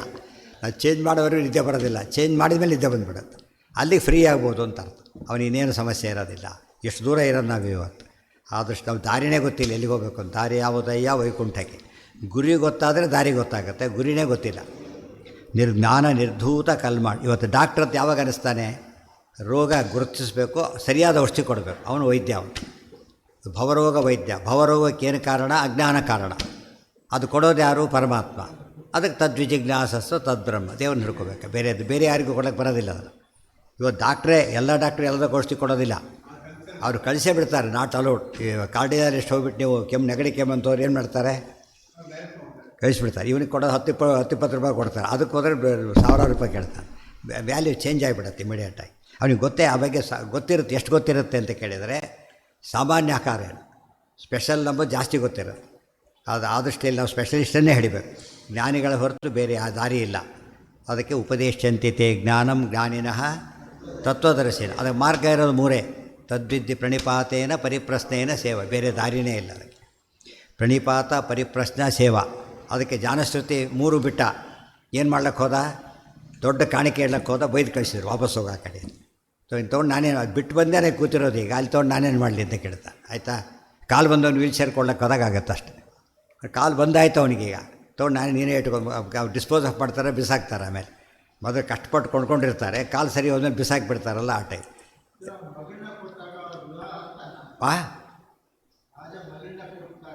ಎಲ್ಲ ಮಾಡೋದಿಲ್ಲ ಏನೂ ಒಪ್ಕೊಳ್ಳೋದು. ಮೊದಲು ಇದನ್ನೆಲ್ಲ ಬಿಟ್ಟು ಮಾತಾಡೋದು, ಇದನ್ನು ಬಿಟ್ಟು ಮಾತಾಡೋದು ಗೊತ್ತಾ. ಇವತ್ತು ನಮ್ಮಲ್ಲೂ ಕಾಣ್ತೇವೆ. ಡಾಕ್ಟ್ರ್ ಇದ್ದಾನೆ, ಅವನು ಇಮ್ಮಿಡಿಯೇಟ್ ಆಪ್ರೇಷನ್ ಮಾಡೋ ಅಂತ ಕೇಳ್ತಾನೆ, ಮಾಡೋಕ್ಕಾಗೋದಿಲ್ಲ ಅಂತ ಹೇಳ್ತಾನೆ. BP ಸರಿ ಇಲ್ಲ, ಶುಗರ್ ಸರಿ ಇಲ್ಲ ಅಂತ ಹೇಳ್ತಾನೆ. ಸ್ವಲ್ಪ ದುಡ್ಡು ಕೊಡ್ತೀವಿ ಏನು ಮಾಡ್ತಾರೆ ಅವರು, ಮಾಡೋದು ಮತ್ತೆ ಹೇಳ್ತಾರೆ, ಮಾಡೋದಿಲ್ಲ ಅಂತಲೇ ಹೇಳ್ತಾನೆ. ನನ್ನ ಜೈಲಿಗೆ ಕಳಿಸ್ಬೇಕು ಅಂತ ಇದ್ದೇ ಕೇಳ್ದ. ಏನು ಕೊಟ್ಟರು ಕೂಡ ಕೆಲಸತ್ತೆ ಮಿನಿಸ್ಟ್ರಿ ಲೆಟ್ರ್ ತೋರಿಸ್ತಾರೆ. ಆ ಮಿನಿಸ್ಟ್ರಿ ಕರ್ಕೊಬಾ ಇಲ್ಲಿ ತೋರಿಸ್ತೀರಿ ಏನಾಗಿದೆ ಅಂತ ಹೇಳ್ತಾನೆ. ಅವ್ರು ಹೇಳಿದ್ರೆ ಮಾಡ್ತೀನಿ ಅಂತ ಅವ್ರು ಹೇಳಿದ್ರೆ ಸರಿಗೋಗ್ಬಿಡುತ್ತೆ ಅದು. ಅವನೇ ಬಂದರೂ ಮಾಡೋದಿಲ್ಲ ಅಂತಾನೆ. ಅವನು ಹೇಳಿದ್ರಲ್ಲ, ಅವನೇ ಬಂದರೂ ನಾನು ಮಾಡೋದಿಲ್ಲ. ಯಾತಕ್ಕೆ? ಮಾಡಕೂಡ್ದು ನಿಷಿದ್ಧ ಕೆಲಸ. ಅದಕ್ಕೆ ನೀವು ಹೇಳೋದಿಲ್ಲ ಅಂತೇಳಿದ್ರು. ನೀವು ಶರಣಾಗತನಾಗೂ ಹೇಳ್ತೇನೆ, ಪ್ರಣಿಪಾತೇನ ಪರಿಪ್ರಶ್ನೇನ ಸೇವೆ, ಇದೆಲ್ಲ ಮಾಡೋಕ್ಕೆ ಒಪ್ಪೋದಿಲ್ಲ ಅಂತ ಹೇಳಿದ್ರು. ಅದು ಪರಿಚ್ಛೇದ ಮಾಡಲಿಕ್ಕೆ ಟ್ರೈ ಮಾಡಿದ ಫಸ್ಟು, ಆಗಲಿಲ್ಲ ಅಂತ ಗೊತ್ತಾಯಿತು. ಆವಾಗ ಉತ್ತರ ಕೊಟ್ಟರು, ಅಲ್ಲಿ ಕೊಡಲಿಲ್ಲ.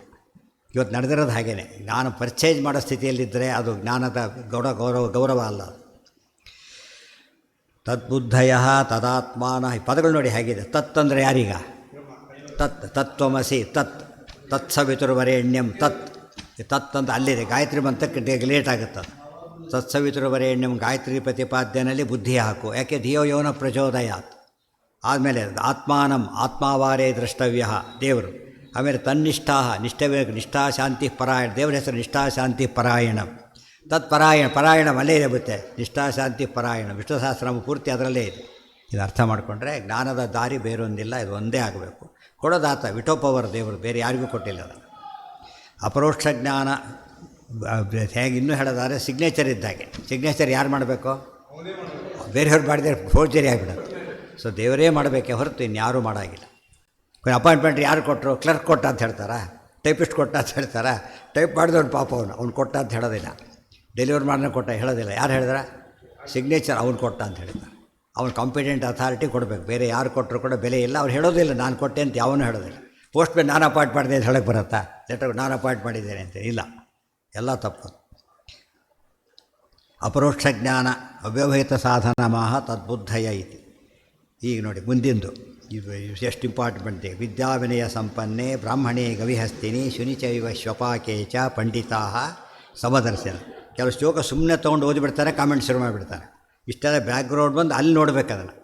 ಈಗ ತದ್ಬುದ್ಧಿ ಅಂದರೆ ಏನು ಅಂತ ಎಲ್ಲ ಅರ್ಥ ಆಗ್ತಾ ಹೋಗುತ್ತೆ. ಈ ಶ್ಲೋಕದ ಇಂಟ್ರಡಕ್ಷನ್. ಇವತ್ತು 199% ಜನ ವಾಕ್ಯಾರ್ಥವಾಗಲಿ ಎಲ್ಲೇ ಆಗಲಿ ಹಿಂದಿಲ್ಲ ಮುಂದಿಲ್ಲ ವಾಕ್ಯ ತೊಗೊಂಡ್ಬಿಡ್ತಾರೆ, ಉತ್ತರ ಸಿಗೋದೇ ಇಲ್ಲ ಅದಕ್ಕೆ. ಇಲ್ಲಿಂದ ಬರಬೇಕು ಅದಕ್ಕೆ ಉಪಕ್ರಮ, ಉಪಸಂಹಾರ, ಅಭ್ಯಾಸ, ಅಪೂರ್ವ ಇವೆಲ್ಲ ನೋಡಿದಾಗ ಕರೆಕ್ಟ್ ಅರ್ಥ ಆಗುತ್ತೆ. ಈ ಶ್ಲೋಕನ ತೊಗೊಳ್ಳೋದು ನೋಡಿದ್ರೆ ಎಲ್ಲ ದೇವರು ಅಂತ ಹೇಳಿಬಿಟ್ಟಿದ್ದಾರೆ. ಏನು ಗಲಾಟೆ ಇದರೊಳಗೆ? ಇಷ್ಟು ಹೇಳೋದಕ್ಕೆ ಇಷ್ಟು ಬರೀತಿದ್ದ ಹಾಗಿದ್ರೆ ಇಷ್ಟು ಕಾಮನ್ ಸೆನ್ಸ್ ಬೇಡ? ಈ ಶ್ಲೋಕ ಬರೋ ಸ್ಟೇಜ್ ಬರೋ ಹೊತ್ತಿಗೆ ಇಷ್ಟೆಲ್ಲ ಅರ್ಥ ಆಗಿರ್ಬೇಕು ನಮಗೆ, ಆವಾಗ ಅರ್ಥ ಆಗುತ್ತೆ.